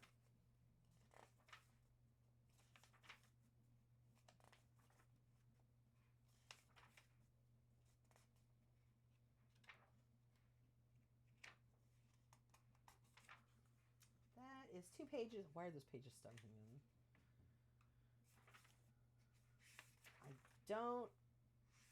I didn't remember the other stuff, so you can't take my word for it. I just wrote this. Okay, I don't remember it. Oh, this is a long one. All right, well, we better go ahead and get started at least. I don't know. We probably won't get to the lore. Oh, damn.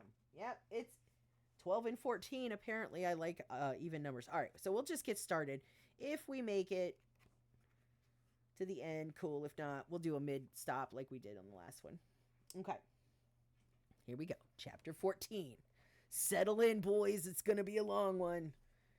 Get your beverages and your snacks and hang out. Get you comfortable. All right. Chapter 14. It hadn't rained since they found the bunker, so it was easy to follow Gabe's trail. The scared V. Even a half-ass tracker could follow his tracks right to their front door. V walked slowly, dragging a large stick, attempting to cover their tracks. Luckily, a serious rainstorm was on the horizon. The rain would do a much better job than she in concealing their presence. They had been walking for about a half a day when the sound of thunder started to echo along the creek bed. We need to get to higher ground, V said, looking at the sky through the canopy. Jilly, lazing casually on her mother's shoulder, mimicked by looking upward and squinting hard before she looked back at Gabe and nodded in agreement. They would indeed need to get to higher ground. They soon found a small overgrown footpath that headed upward. The incline was steep, and the extra weight on her back threatened to send V tumbling ass over elbows back to the creek below them. Gabe made several feeble attempts to help, only to be brushed off. They worked their way around the mountain only because going over the top would be too predictable. V was also looking for the best way to move a large group of people back to the bunker. At the end of the first day, they made camp in a meadow. It was midsummer, so the plethora of colors and the flowers considered by most to be no more than weeds brought a comfort to the weary travelers that set to mind a semblance of normalcy. As if they were just out on a weekend camping trip to slough off the stress of a hectic work week. Having had the ample supplies in the bunker available to them during their preparation for this trip, they were equipped like soldiers. Tents, sleeping bags, canteens, and food rations. Just add water. Gabe had waterproof matches and flashlights for his own use. V still preferred to keep it old school. She preferred to use flint to start her fires, as she believed anything claiming to be waterproof was unreliable. She carried 2 zipper-sealed baggies, one containing strips of cloth soaked in kerosene, the other filled with dry paper. Gabe didn't understand some of the random things that V had packed, but he figured, eventually, he would see what they were for. By the time the first drops of rain fell, they had secured their shelter and were settling into dinner. They had combined the 2 tents into one good-sized space, and Bean and Game had been unrolling his sleeping bag after dinner when V broke out several, what looked like wooden stakes, and 2 rolls of canvas tightly rolled. "What's that?" he asked, looking around. Jilly looked up from smoothing down the hair of her second favorite doll to see what her mother was up to. She looked from her mother to the stakes to the canvas and then back to Gabe and started laughing as she went back to smoothing down her doll's hair. She shook her head as if it was just too obvious. V smiled at Jilly, who had seen her mother do this so many times. She worked with her back to Gabe as she spoke.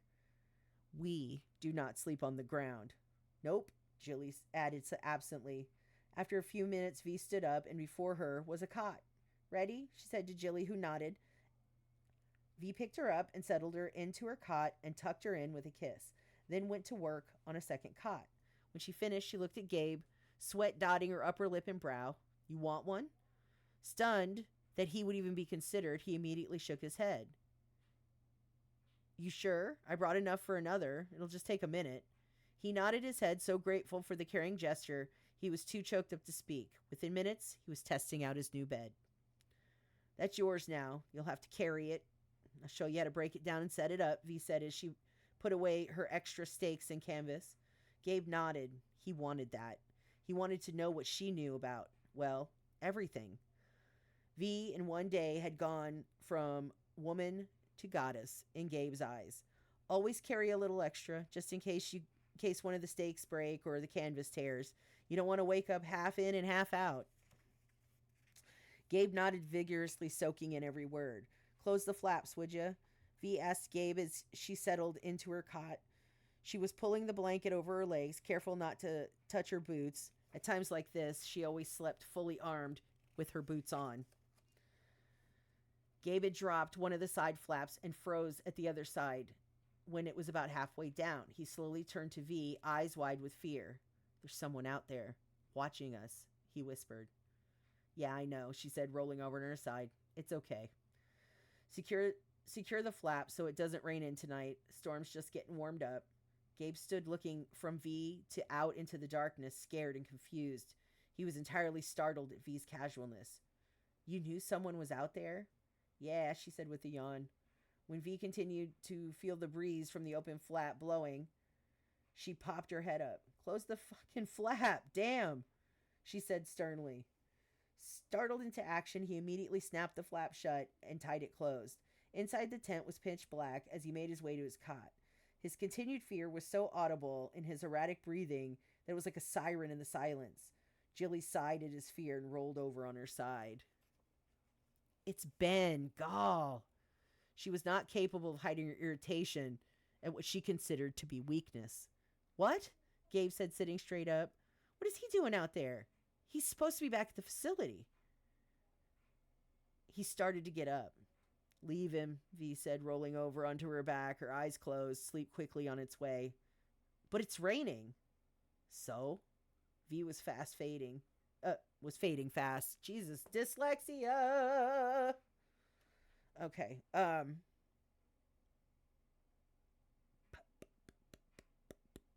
here we go. But it's raining. So? V was fading fast. Has he been following us the whole time? V was out. No answers were forthcoming. But Gabe stood there anyway, staring mouth agape into the dark. Finally, out of a need to end this and get some damn sleep, Jilly spoke up. Not all day.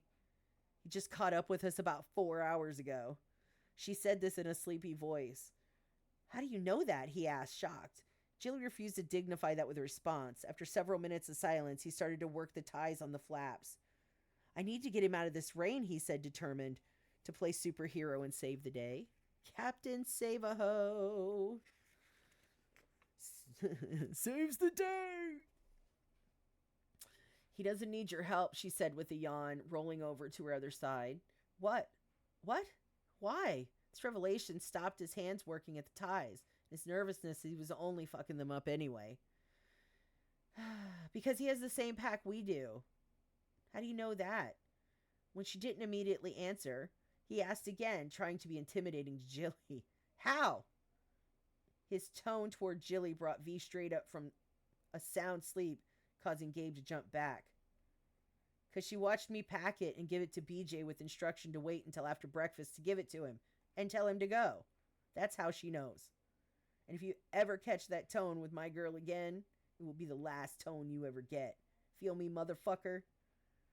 V said this with such an eerie calm that he didn't need to see her face to know that she wasn't fucking with him anymore.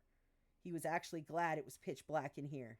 He feared that if he could see her face, he would probably have pissed himself. Yes, ma'am, he said in a barely audible whisper. What? He heard a boot hit the floor. You were all mouth a second ago when you were trying to bully a disabled child. Where's those balls now, bitch? The other boot hit the floor. He had clearly crossed a line here. Yes, ma'am, I apologize for any disrespect, he said in a clear, loud voice. You goddamn right you do. Now hit the fucking sheets. V was clearly done. He silently blew out his breath when he heard her put her legs back into the cot and roll over. He hadn't even been aware that he was holding his breath. As he crawled into his cot, his heart pounding, he would have sworn that he could hear laughing in the distance. Having enough supplies for up to 2 weeks of travel negated the need to hunt, which gave them all day to walk. The fresh water coming down from the mountain was plentiful. Their canteen stayed full. After almost having his ass handed to him, Gabe smartly kept his mouth shut and did exactly what he was told for the next 2 days. On the third day, they found the campsite where Gabe had last seen his group, the group he had left out with. God damn. This improved Gabe's mood considerably. We're only about a day away from camp, he said, dancing a little jig. I know the way from here. V and Jilly watched him with no emotion. They were well aware of the fact that just because he knew the way didn't mean this journey was over. They still had another day or more of travel to get to the camp. Then they had to convince a large group of people who didn't know them from Eve to follow them into the unknown. Then, if they succeed, they had to move the large group 4 days through the mountains and deliver them safely to the bunker. There were a lot of things that could go wrong anywhere along the way. Given the late hour and their rumbling bellies, V opted to make camp for the night. Gabe spent the rest of the night chatting their ears off about everything. It didn't occur to him that he wasn't getting much response. While irritated, neither V nor Jilly wanted to burst his bubble. They were used to moving silently through the wilderness, and their instincts as their guide. This kid was a walking fucking calamity. He barreled through the brush, completely unaware of how loud he was when he moved. And at this point, he would not shut up. It was a good thing Ben was out there with a larger view of their surroundings. With all this noise, neither V nor Jilly would hear the approach of danger, man or animal. V was beginning to think that he didn't get separated from his group. They probably left him behind for being such an ignorant pain in the ass. Ultimately, he wasn't a bad person. He was just a kid. Hold on.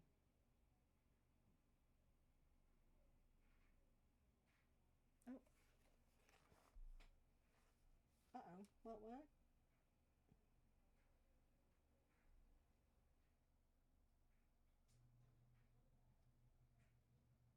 I don't know what that is.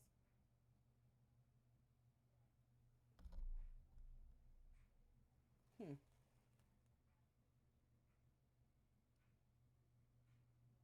Hmm. I don't know. Is that one of those I'm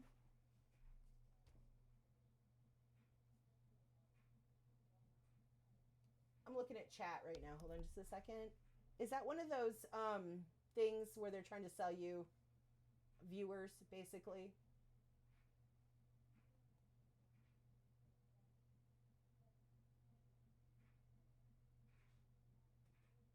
I'm not sure what this is. I think that's what that is. If it is, I'm going to kick it out of there.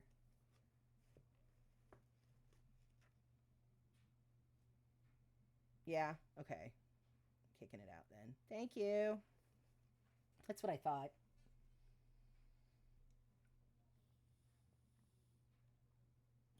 I hate that shit. Oh, I hate that. I would rather talk to myself forever than fake it, you know? Oh. I'd just rather be awkward and just oh god, cringe. I'd rather just be super cringe talking to myself. No. Ash Everhart does not pay for it, honey. She doesn't have to. Okay, here we go. That's my motto. Ash doesn't pay for it. She doesn't have to. And she's so against it. She's talking about herself in third person. That's how against it she is. Okay. It made me lose my place. Okay. All right. Ultimately, he wasn't a bad person. He was just a kid. No one had taught him, well, anything. You could tell that by the way he hung on every word she said when she was showing him how to track or how to mark your path without anyone knowing in order to find your way back. After dinner, Gabe continued to talk incessantly as V and Jilly regarded him with expressionless faces. Weary and bored, they watched him pace back and forth like a strung out cokehead talking nonstop. Suddenly, a large stone about the size of a man's hand came hurling out of the darkness. V and Jilly followed the arc of the stone. They remained motionless as it struck Gabe in the back, spinning him around just in time for the second, smaller stone to strike him directly in the mouth, effectively silencing him. Both hands shot to his now bleeding face, his lips swelling immediately. He turned and ran into his tent, revealing a growing blood spot on the back of his shirt. After the first night, he was no longer afforded the courtesy of sharing space with V and Jilly. He was to pitch his own tent separately.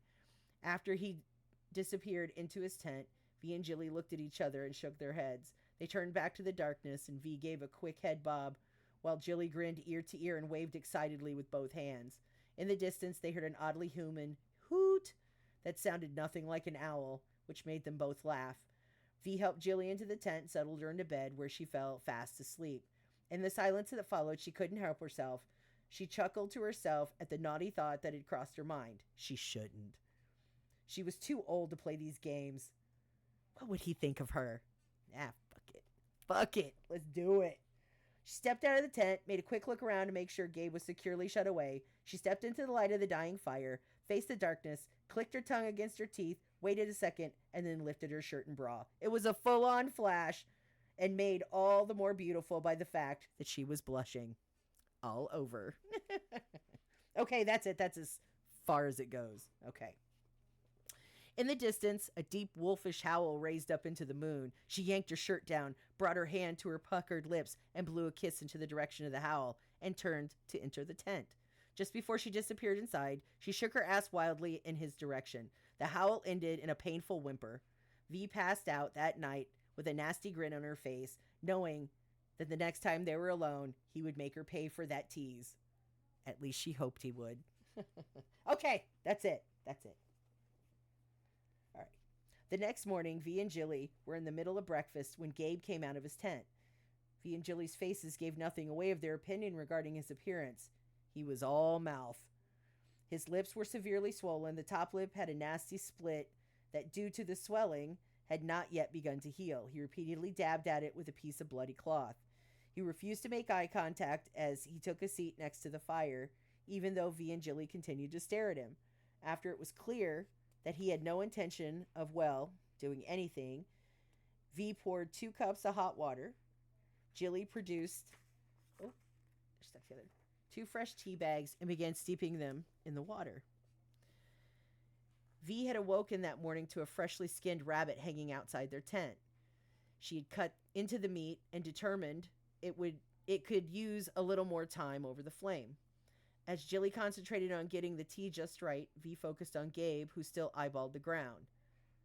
He was in no condition to eat or drink anything. Oh, what happened over here? What did I do? Oh, bumped something. Okay. I bumped something. I'm going to move my keyboard. Hold on. Let's let my keyboard back a little bit, because I think I keep bumping it with the book. All right. He was in no condition to eat or drink anything. I can fix that for you, she said, rotating the meat to get an even sear. He just shook his head, refusing to make eye contact. Okay, suit yourself, she said absently as she dug around in the papoose. She produced an item and handed it to him. Here, you'll be needing this. Gabe looked down into his hand to find V had handed him a straw. He sighed heavily, stomach rumbling, as he eyeballed the hot meat and even hotter tea. He knew she was right, of course. He couldn't see how bad his face looked, but he could feel it, and there was no way he was going to be able to eat in this condition. Although his pride was killing him far worse than his face, he knew V could help him.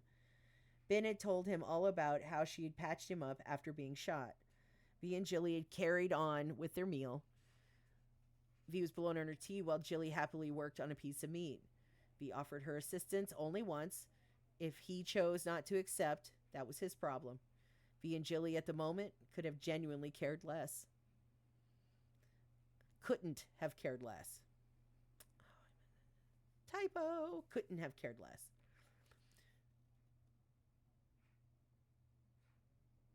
Fine. It came out like this. What do you want to do? V and Jilly finished their breakfast. Then V dug into her side pack and pulled out a few things. Lay on your back, she said, still rooting around. Gabe did as he was told, dreading his decision already. She got up. V pulled the buck knife from her boot and popped it open. The sound caused Gabe to visibly jump. She stuck the blade in the still boiling water and swirled it around a few times. Jilly, hold his head, V said as she straddled Gabe's chest. She knelt down, pinning his arms with her knees. She sat down on his abdomen to secure him to the ground. This was going to be unpleasant, to say the least, and they all knew it. Gabe's eyes bugged out as if out of his head when Jilly took her place and grabbed hold of him. He learned something else new. Special needs people are extremely strong. He attempted in vain to struggle, but he was locked down. V leaned over his face. Gonna want to stay still. Plastic surgery's a delicate procedure. Don't scream, Jilly whispered into his face. He actually felt some relief when she made 2 small slits to drain the blood, causing all the swelling. She pushed from the outside toward the center that contained the split in the skin. As the swelling went down, the split skin came together. She made quick work of sewing up the split, which took 7 stitches. That's going to leave quite the scar. The split from the impact of the rock wasn't actually that big, but the immense swelling caused the skin to tear in a jagged wreck across almost to his nose. She left the 2 small slits open for drainage, and the whole process took less than 20 minutes. Okay, let him go, Jilly. V stood up and walked over to the pot and ran the knife through it again to clean it. She wiped it off on her pants, closed it, and replaced it back on her boot. She placed the remaining suture and buried the dirty needle deep into the ground. She dumped the water on the ground. You'll have to drink water from your canteen, she said, Turning to Gabe, who was getting to his feet. Instinctively, he reached up to touch his face. Don't touch that. Just keep it clean. We don't have any antibiotics that will get infected if you fuck with it. So leave it alone. She said this sternly, but only for his benefit. If he was dumb enough not to listen after what he had just been through without anesthesia, that was his dumbass problem. There's some rabbit left. Help yourself. V turned to join Jilly, who was already packing her things up, preparing to move on. Gabe shook his head, refusing to eat. We have a long day ahead of us. You'll need your strength. When he still didn't move, she added, as she entered the tent, if you fall out, we'll leave you where you drop. Uh-huh, Jilly added. Gabe packed up his gear, then stripped off the rest of the meat, doused the fire, and ended up eating as they walked. V and Jilly packed their gear and started moving without another word to him. He either moved with them or he would surely be left behind. He had learned a harsh lesson over the last couple of days. His spoiled little boy bullshit would no longer be tolerated. He either got with the program or he would die. He was confused at first as to why V and Jilly were so much harsher now than they had been back at the bunker.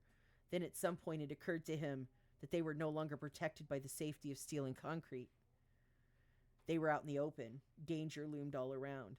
Not just from hunting parties, but from the wild animals looking for a fresh meal and the environment itself. At this realization, he replayed his behavior thus far and could only hang his head in shame. He had put them all in danger. He vowed to himself right then and there that he would keep his mouth shut and his ears open. He would no longer rely on the protection of others. He would learn to protect himself and the others. They walked on in silence, only stopping for a couple of brief rests. At mid-afternoon, they came to the edge of the camp. V made no attempt to sneak in.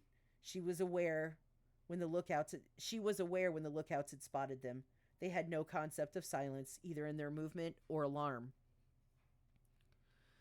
They had also walked to the edge of the camp before the lookout saw them. That didn't set well with V. Let's see. They made it to the edge of the camp. Yeah, okay.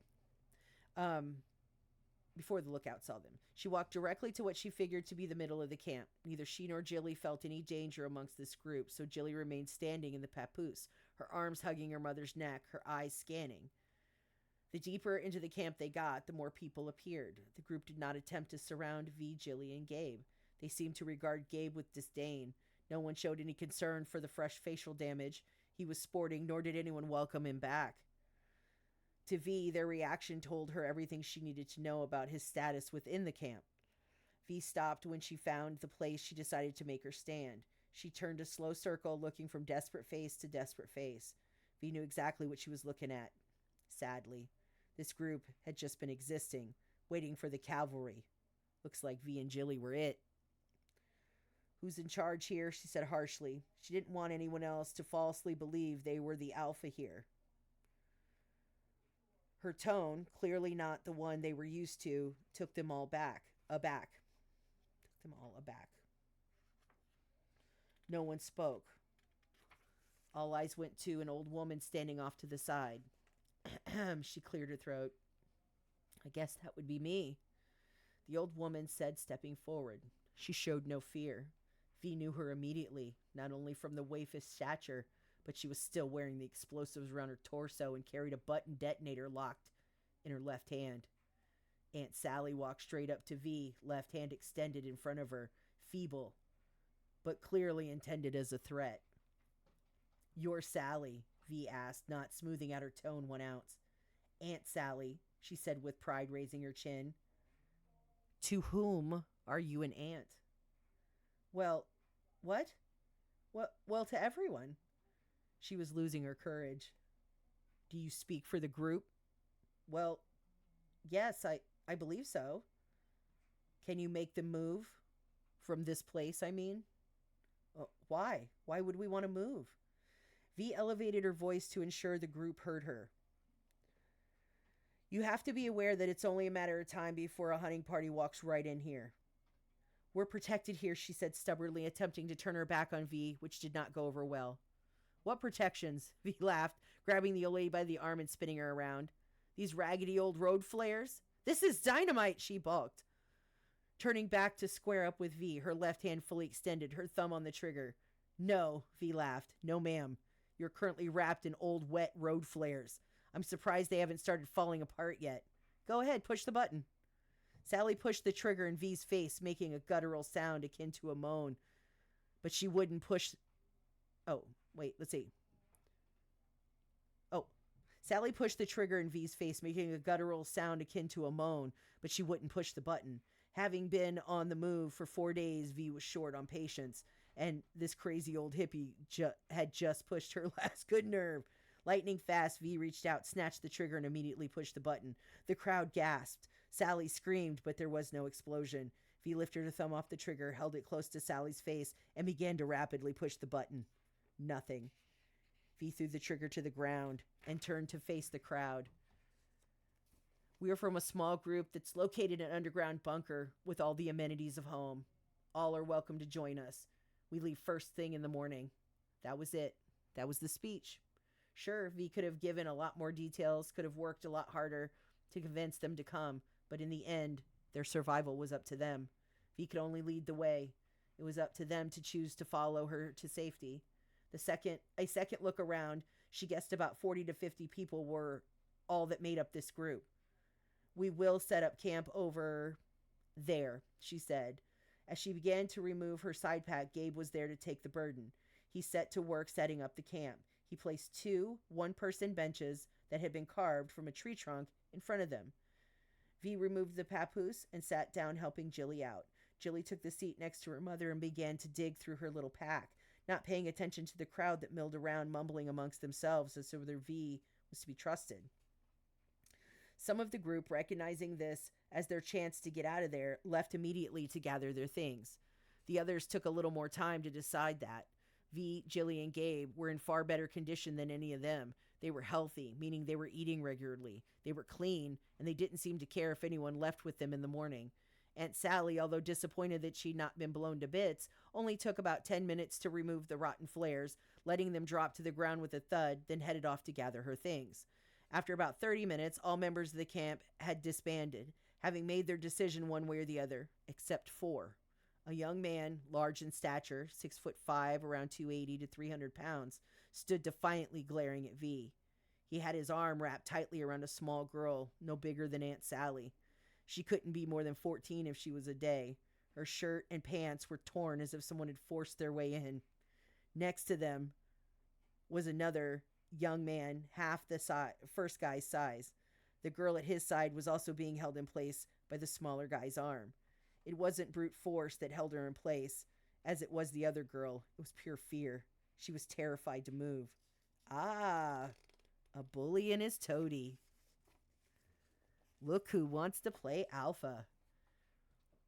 V got to her feet, stretched both arms across her chest, and popped her neck. As the little girl struggled to get away, Big Boy wouldn't let her go. V said to Jilly on the way by, "Wait here. Mommy will be right back." Jilly, just like many of the others in the camp, could do nothing but watch. The hammer was already in motion. She made a beeline to Big Boy. V only came up to his chest. She had to look up to see his face. He grinned a nasty grin that bullies always get when they think their size has given them the advantage. "We got a problem over here?" V asked, her tone as nasty as the grin he was sporting. "Yeah. You," he said with bass. Ooh, he got his big boy voice on. Intimidation. She loved it. "Oh, yeah? What you gonna do about it, huh, fat boy?" she said, hitting the pressure point above his diaphragm, causing the air to leave him. His authority threatened. He threw the girl to the side. As she bounced, she was already scrambling away. Toadie's girl spun out of the way but put distance between her and the situation. She met the other girl a few steps back and stumbled as she helped her to her feet. They took cover behind the nearest tree, terrified for this woman who surely would be beaten to death, if not worse. The toady turned to box V in as Big Boy drew his meaty fist back to make his point the only way he knew how. Before he could swing, V reached out and kicked him full force in his right knee, which immediately hyperextended and bent the wrong way entirely. V was put in mind of a Barbie dolls and how their legs could be bent the opposite way. Big Boy's right knee gave way like it was made of dough before his brain could comprehend the catastrophic injury and send his massive structure falling to the ground. V stepped back and kicked his left knee just as hard on the side, immediately dislocating it. As Big Boy collapsed with a high-pitched scream, as Toady, unable to absorb what he just saw, clenched his fists and took 2 steps forward before V stuck her left arm straight out and punched him in the throat. He hit his knees, gagging and gasping for air, surprised that nothing was happening. Within seconds, the Toady was turning blue. V approached Big Boy, who was whimpering and trying to crawl away. "Hey, badass, where you going?" "Thought you were going to kick my ass."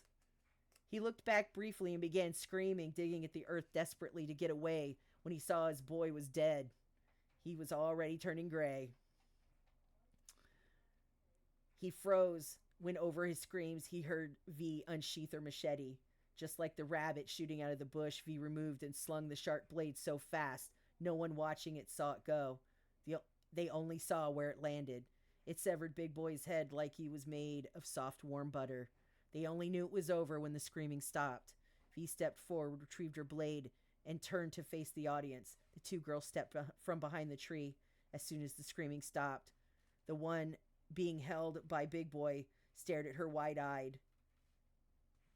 "Did he show you any mercy?" she asked, wiping the blade across Big Boy's back. She shook her head vigorously. "Then he didn't deserve any."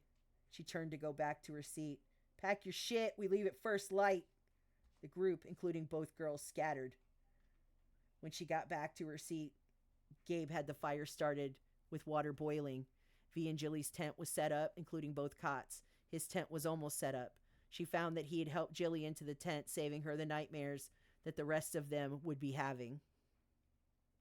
After dinner, V was enjoying another cup of tea when Sally approached. She stood some feet away, looking at the ground and wringing her hands, dancing from one foot to the other. V sipped her tea, waiting to see if the old woman had the balls to speak up. After almost a minute, Sally cleared her throat, squared her shoulders, and looked V in the eye. "What's your name?" "V." "V, is that all?" Sally was clearly taken aback by the abandonment of social courtesy in which V gave her a full name, then advised, "But my friends call me V." "That's all you get," V said as she watched group members move about collecting items they considered valuable, all while keeping one eye on her. "Well, V, what should we do with—" She motioned over her shoulder at the 2 bodies. V shrugged. "Do what you want." Sally looked around nervously for any assistance, which was not forthcoming. The others seemed to look past the bodies, too consumed with their own things. The problem, as V saw it, was that Sally was old school. She found it unconventional to leave 2 bodies, one of them decapitated in the middle of what had been, for some time, their home. V did sympathize with her. In her old life, V would have been the same way. But this wasn't then. This was now. And those motherfuckers could rot for all V cared. "Look," she said, getting to her feet and tossing the remainder of her cup. "It seems to me you had a real problem with those 2. An uncontrollable problem. I solved that problem."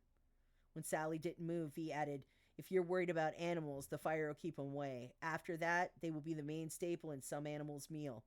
Hell, that big one will probably be a few meals." A chuckle was heard from somewhere in the camp, which V ignored.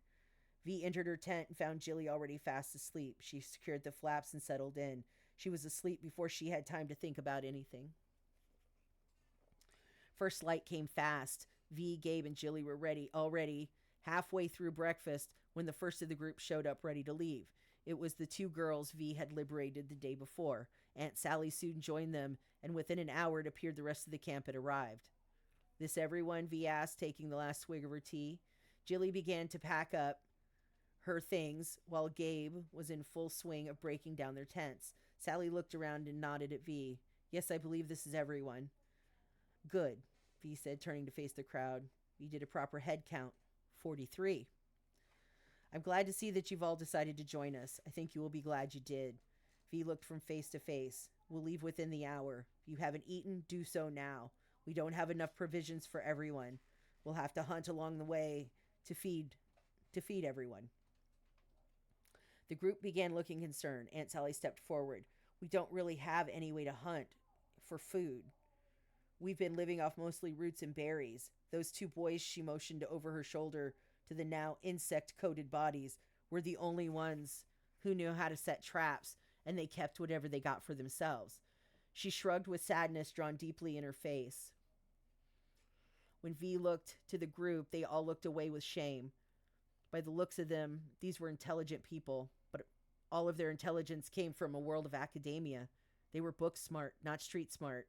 No survival skills without their Blackberries and laptops. If they couldn't use a search engine to find it, then they were lost. V shook her head but smiled softly. She could see the fear in their faces. Don't worry, she said, putting her hand on Sally's tiny shoulder. You'll eat good tonight. This seemed to breathe some life back into them.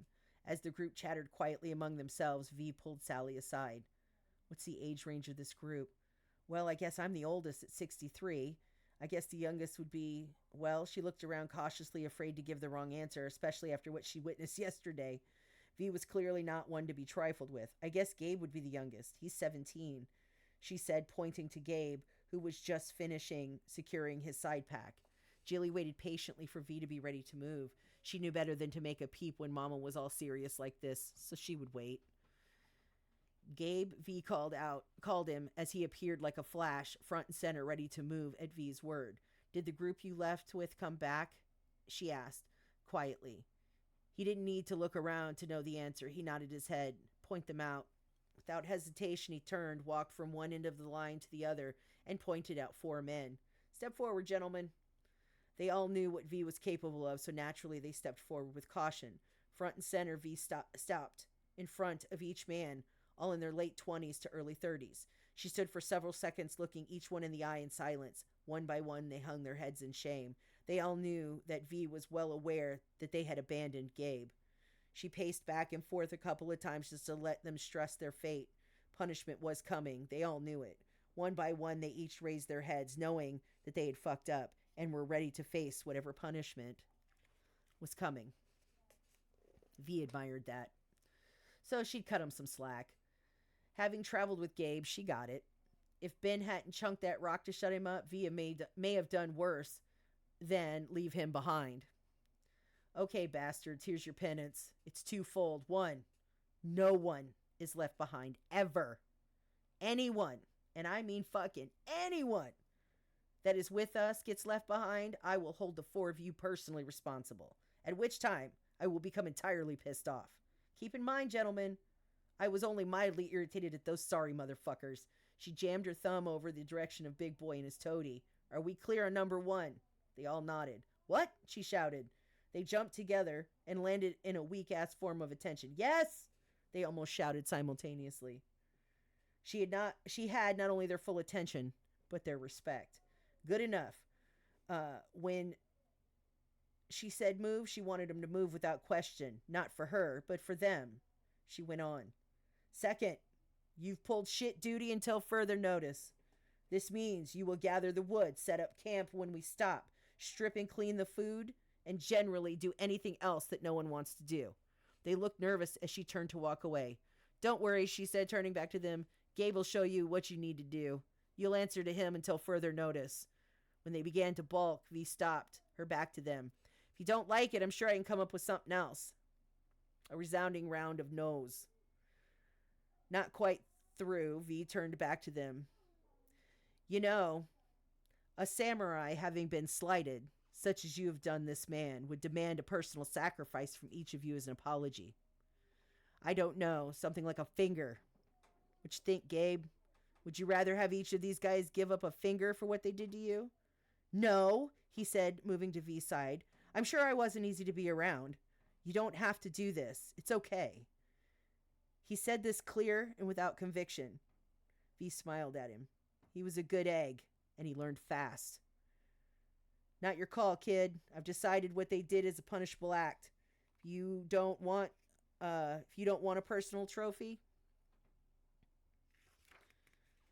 then we go with the first one.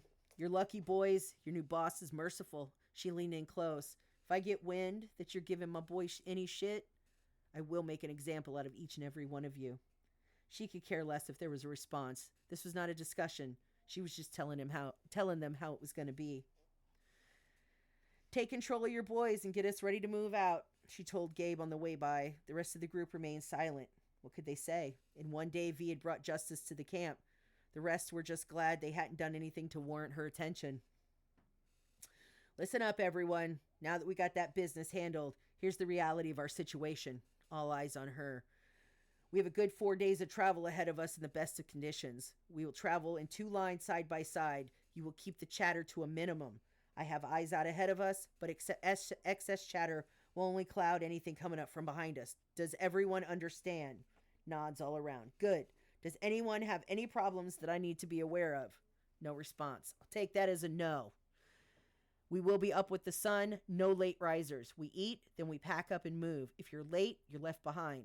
There will be no wake-up calls. We will stop before sundown to set up camp.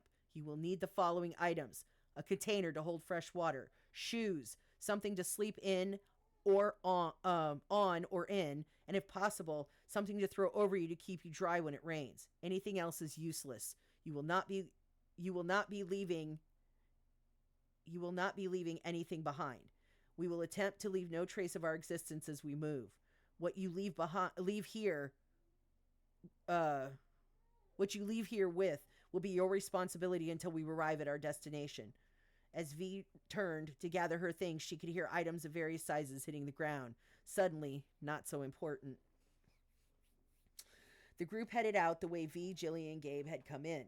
They walked 2 by 2 in silence. Gabe had fallen into his leadership role with ease. He had 2 of the group, now referred to as the Dirt Patrol, bringing up the rear, while the other 2 were dispersed within the group under orders to assist anyone who may need it. They had all been instructed to scatter into the underbrush should V give the signal. They moved cautiously but in unison. From Ben's vantage point in an old oak tree about a half a mile ahead of the group, V appeared to be the head of a drunk centipede. If that centipede had 2 heads. He could see Jilly's head bobbing along as V moved. The rest of the group stayed tight on her heels, but the line swayed ever so slightly. He didn't like being this far away, should anything go down, but he could see for miles in all directions. Unknowingly, he and V had the same thought at about the same time. They should be able to move the group to the bunker without incident. They were so far away from anything, no one would come looking for them. They stayed under the canopy, unseen by anything hunting from above. The path they were taking was a path they created on their way in. The underbrush closed in behind them, covering their movement. The group was strong. They only stopped a couple of times during the day to rest. They ate berries mostly, but feeling that wasn't enough, V produced a can of protein powder that was mixed with water. It wasn't the best, but it was the most protein this group had ingested in a long while. The afternoon pace was more lively, and there was less groaning about the foliage whapping them in the face. They made camp earlier than V would have liked, but the group needed to be fed, and it was not like the game was going to walk right up to the fire. V and Jilly left Gabe in charge of setting up the camp for the night. He'd put his boys to work constructing a crude shelter large enough to hold the entire group. The rest of the group fanned out. As instructed, not out of sight of the camp, to collect roots and berries. Gabe put himself in charge of collecting firewood, and V and Jilly walked about a half a mile and found nothing. The movement of the group had likely scared any viable game into hiding. She was beginning to think they'd have to start grubbing for worms and insects, or maybe she'd have to smoke out some squirrels. She stopped walking and turned a slow 360, looking, listening for any sign of movement, when a canvas bag fell at her feet. She didn't need to look up to see where it came from. The bag was military grade, good size, packed full and soaked in blood. Yes, they would all eat good tonight. V casually picked up the bag and turned to leave. "Will you be joining us this evening?" she said softly. The rustling of branches and the subsequent thud gave her answer. Ben didn't say a word. He followed V and Jilly, who was turned around in her papoose, grinning at him from ear to ear. Ben, being Ben, couldn't deny her. He would walk for a bit, eyes glued to the ground, and he would suddenly snap his head up and make a crazy cross-eyed face or stick his tongue out at her. This pleased Jilly to no end. She would squeal with laughter, clapping her hands wildly, and then go silent, holding that all-teeth grin in anticipation of the next face. When they were just about to the camp's edge, Ben made a face that pulled Jilly over the edge. She let out a scream of joy that only those who knew her, as Vi and Ben did, would recognize as joy and not fear or pain. Within seconds, Gabe came tearing through the brush, a carving knife gripped tightly in both hands, his face covered in fear at what he would find behind the next bit of foliage. He stopped short when he saw Vi walking calmly toward him. Vi liked what she saw before her, unbeknownst to Gabe. His boys were right behind him. Each carried a small tree limb, which they were probably using to make the group shelter when when Gabe took off running. Now they would be used as weapons to back their boy up. Vi had felt a little bad about being so harsh, not only on Gabe, but on the other guys as well. Seeing them now working together, catching each other's back, she was glad she had done it. Unable to smile due to his healing lips, Gabe nodded a single bob at Ben as he passed, clearly not over the rock to the face yet. Ben was unaffected. He moved in stride with Vi and took Jilly's hand when she offered it. His massive hand completely engulfed her tiny one. He gave her hand a gentle squeeze, and she peered up at him with wide eyes filled with such love he felt his heart would explode. Gabe fell in behind Ben, but not too close, and his boys fell in behind him, looking confused, but no one questioned. Vi stepped into, well, a fully functioning camp. She was a bit shocked. They had only been gone for about 45 minutes, and in that time it had all come to life. Gabe came around the front of Vi with his boys close behind. They stood shoulders back, chins up, proud as hell of themselves for what they'd accomplished in such a short time. Gabe's boys must have been engineers in the old world because they had a good-sized hut built big enough to hold everyone comfortably. They had a roof and 3 walls. They had located large leaves from an unknown plant or tree and had devised a curtain instead of a door to allow air movement and prevent it from getting so hot in there with all the people. If it rained, it looked like it would keep everyone dry. They had been able to hear running water after everyone had settled, and they found they were close to an underground stream. Using some crafty ingenuity, they had created a small aqueduct to bring the water to them. It was crude and quickly put together, but it would also be easy to destroy when they were ready to move on. The water was cold, and unlike the days of old, it was clean. Full showers were not being taken, but hands and faces were being washed. Vi had to admit she was impressed. On her best day, she probably wouldn't have been able to do this, no matter how much time she had. Very nice, she said. I'm impressed. Ben has been kind enough to provide dinner. She handed the bag to Gabe, who handed it off to one of his boys. Cup of tea? Gabe asked, all pride in his voice, as he had that ready for her. She nodded and headed for their tent, which was already fully set up. Out in front were the two benches that they had last night. Who the hell carried these, she thought. But hell, she wasn't going to sit on the ground if she didn't need to. As she approached, she began to remove the papoose. Ben stepped up to assist, staring down Gabe the whole time. Gabe met his stare for only a few seconds before he caved and went back to steeping Vi's tea. Jilly's tea had already been set aside to cool, as Gabe had seen Vi do at every meal since they'd met. Vi and Jilly relaxed as another pseudo seat was brought up for Ben. Except for Gabe and Jilly, no one knew Ben from Adam, yet no one asked. Vi felt disgusted at the lack of inquisition. This is how all this shit started, she thought. No one asked any questions until it was too late. They all looked on with curiosity. They wanted to know who he was. They probably all figured he was Vi's eyes out front, yet no one inquired. They only sat quietly. It put Vi in mind of something she had read about, the Holocaust, written by Martin Niemöller, and it went something like, when they came to take the gypsies, I said nothing, for I was not a gypsy. When they came to take the infirmed, I said nothing, for I was not infirmed. When they came to take the Jews, I said nothing, for I was not a Jew. When they came to take me, there was no one to speak up, for everyone was gone. She wanted to hate these people for their complacency, but how could she? She'd been part of that at one time, too. Maybe she was the coward for running and hiding all this time instead of standing and fighting. These people did what intelligent, nonviolent people do. They protested. It was, as it turned out, a lesson in futility, as they were introduced to a world they had been led to believe in their world of academia only occurred in uncivilized societies. They truly believed walking into that rally that the government only attacked its citizens in third world countries under oppressive dictatorships. It appeared to V, as she looked around at the tattered remains of the Rally of Truth, having struggled to survive thus far, that perhaps they were now all citizens of a third world country. Gabe and his boys threw together a grand spread. Someone had found mushrooms along with some walnuts and radishes. The meat included a couple of rabbits and 3 possums. It all tasted like chicken as far as V was concerned.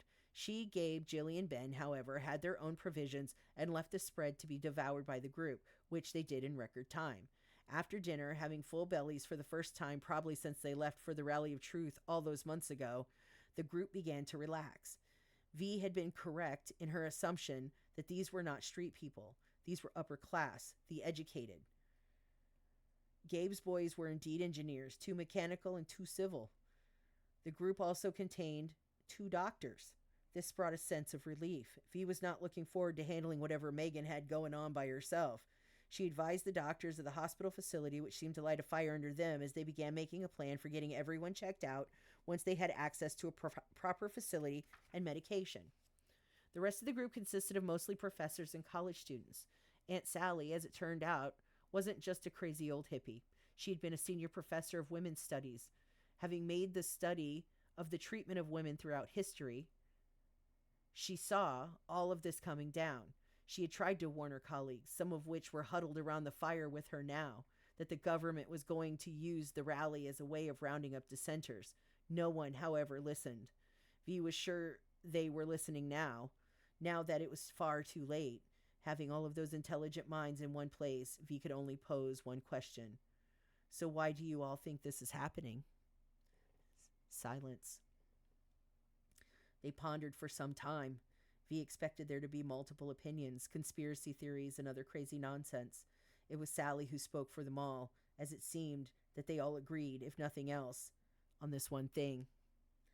They are attempting to finish what the Nazis started.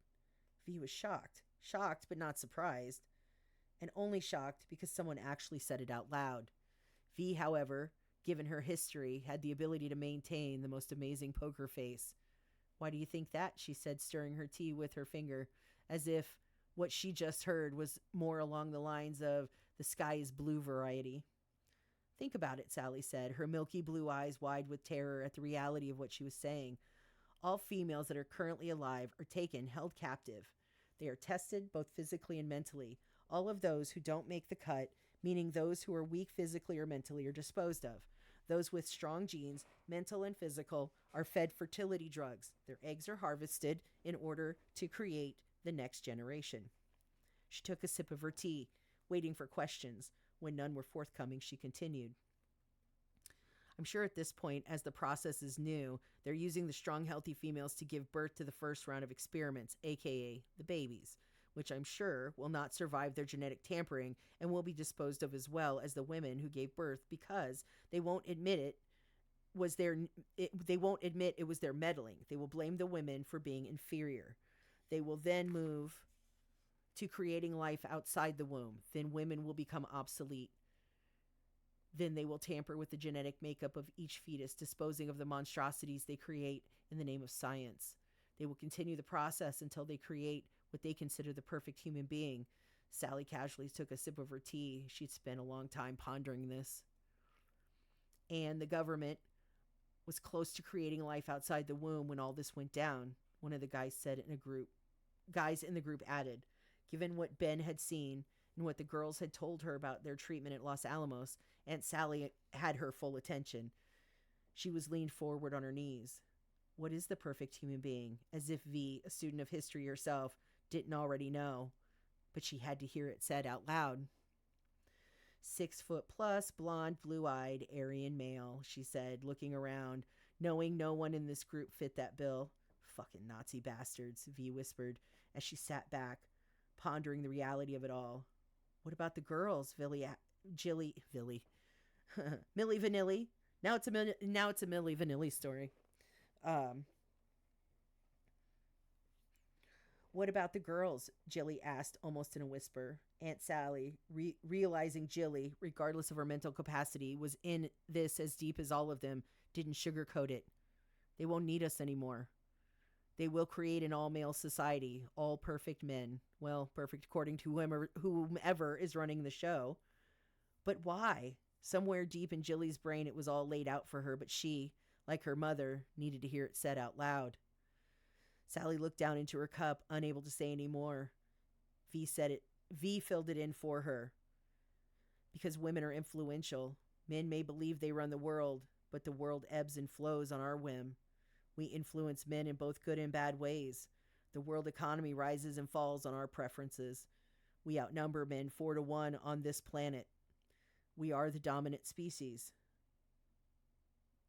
So, why does that mean we have to not exist? Because they have to get rid of us before we realize how much power we actually have. Someone feels that women have become too powerful because the influence of their fathers and husbands. If women stopped fighting each other and band together, we'd be unstoppable. Oh, Jilly processed this for a moment. So they got us before we could get them. Exactly, V said, rubbing her back. Jilly thought about this a bit more, then looked up at her mother with tears running down her cheeks. She looked at Sally, searching for the word she used. Mentally inferior. V felt the lump stick in her throat, cutting off her air. Not to me, you're not, she whispered. You're a far better person than anyone who is involved in this mess will ever be.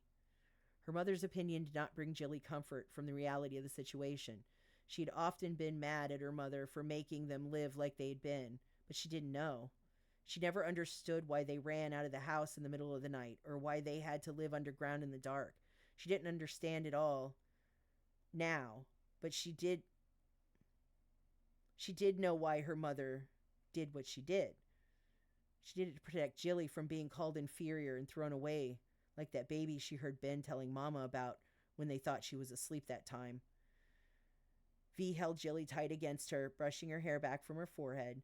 Jilly hadn't said much to V in her life. Hell, up until a week ago, V didn't know that Jilly could communicate as well as she did. But V knew her kid well enough to know what was going through her head. V pulled Jilly closer so that she was right up to her ear. If they want you, they have to go through me first. I'll kill everyone on this planet to get to you. Know that. How could you possibly know all this? Ben asked, astonished that this old woman would know this in such detail. Sally's shoulders slumped as she sighed, because that's what the Nazis were doing in the camps. Scientific experimentation to create the superior race. They got stopped before they could get very far due to the lack of fertility drugs. They didn't have the medical and scientific knowledge that we have today, and most importantly, they were stopped when the Allies invaded and the war ended. However, they had the full plan written down. Given enough time, they would have done exactly what happened here. This is the process, as I remember reading it, almost to the letter. My God, Ben said, sitting back. How can this be? V looked around. Each person was shaking their head. Oh. They'd all been asking themselves the same question for a long time. We never had a chance, Sally said sadly, a single tear rolling down her cheek. It's not over yet, V thought. The anger at even the possibility of this being true lit a powder keg inside her. No, ma'am. This shit isn't over by a long shot. Boom. Man, that's perfect timing. Look at that. End of chapter. Perfect. And it's 2:30. All right. So, that's it for us today. Probably gonna be back, like Monday. We'll probably go Monday and Friday maybe this next week. I think that's what I did. I think I put Monday and Friday on the schedule. So like Monday, I think we're gonna game for our sesh Monday, and then we might get back to the book on Friday. That's what I'm thinking now. We are approximately halfway through the book. We're about a halfway mark. So I need to work on finishing my next. Otherwise, I'm going to have to read it from the rough draft, the initial copy, the initial rough draft. And that'll be a mess because there's notes all over the place. All right. So that's it for me before my voice goes out. Thank you so much for coming and hanging. I appreciate it. And thank you so much for being in chat. Oh, by the way, I saw your boy, your other protege followed me yesterday. So what's up to your boy? Thanks for spreading the word. Ha ha, you're talking about me. You got caught. All right. Oh, is it?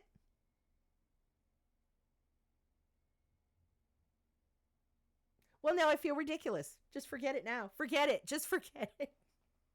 All right. All right. Well, thanks for following me on that one too. I appreciate it. Pushed it over the edge, and I do appreciate you. Um, as always, you got my back. Well, anyway, thank you, thank you. Um, and I will see you Monday. Have a good weekend. Do something fun. Do something for you. You deserve it. All right. I'll see you Monday. Peace out.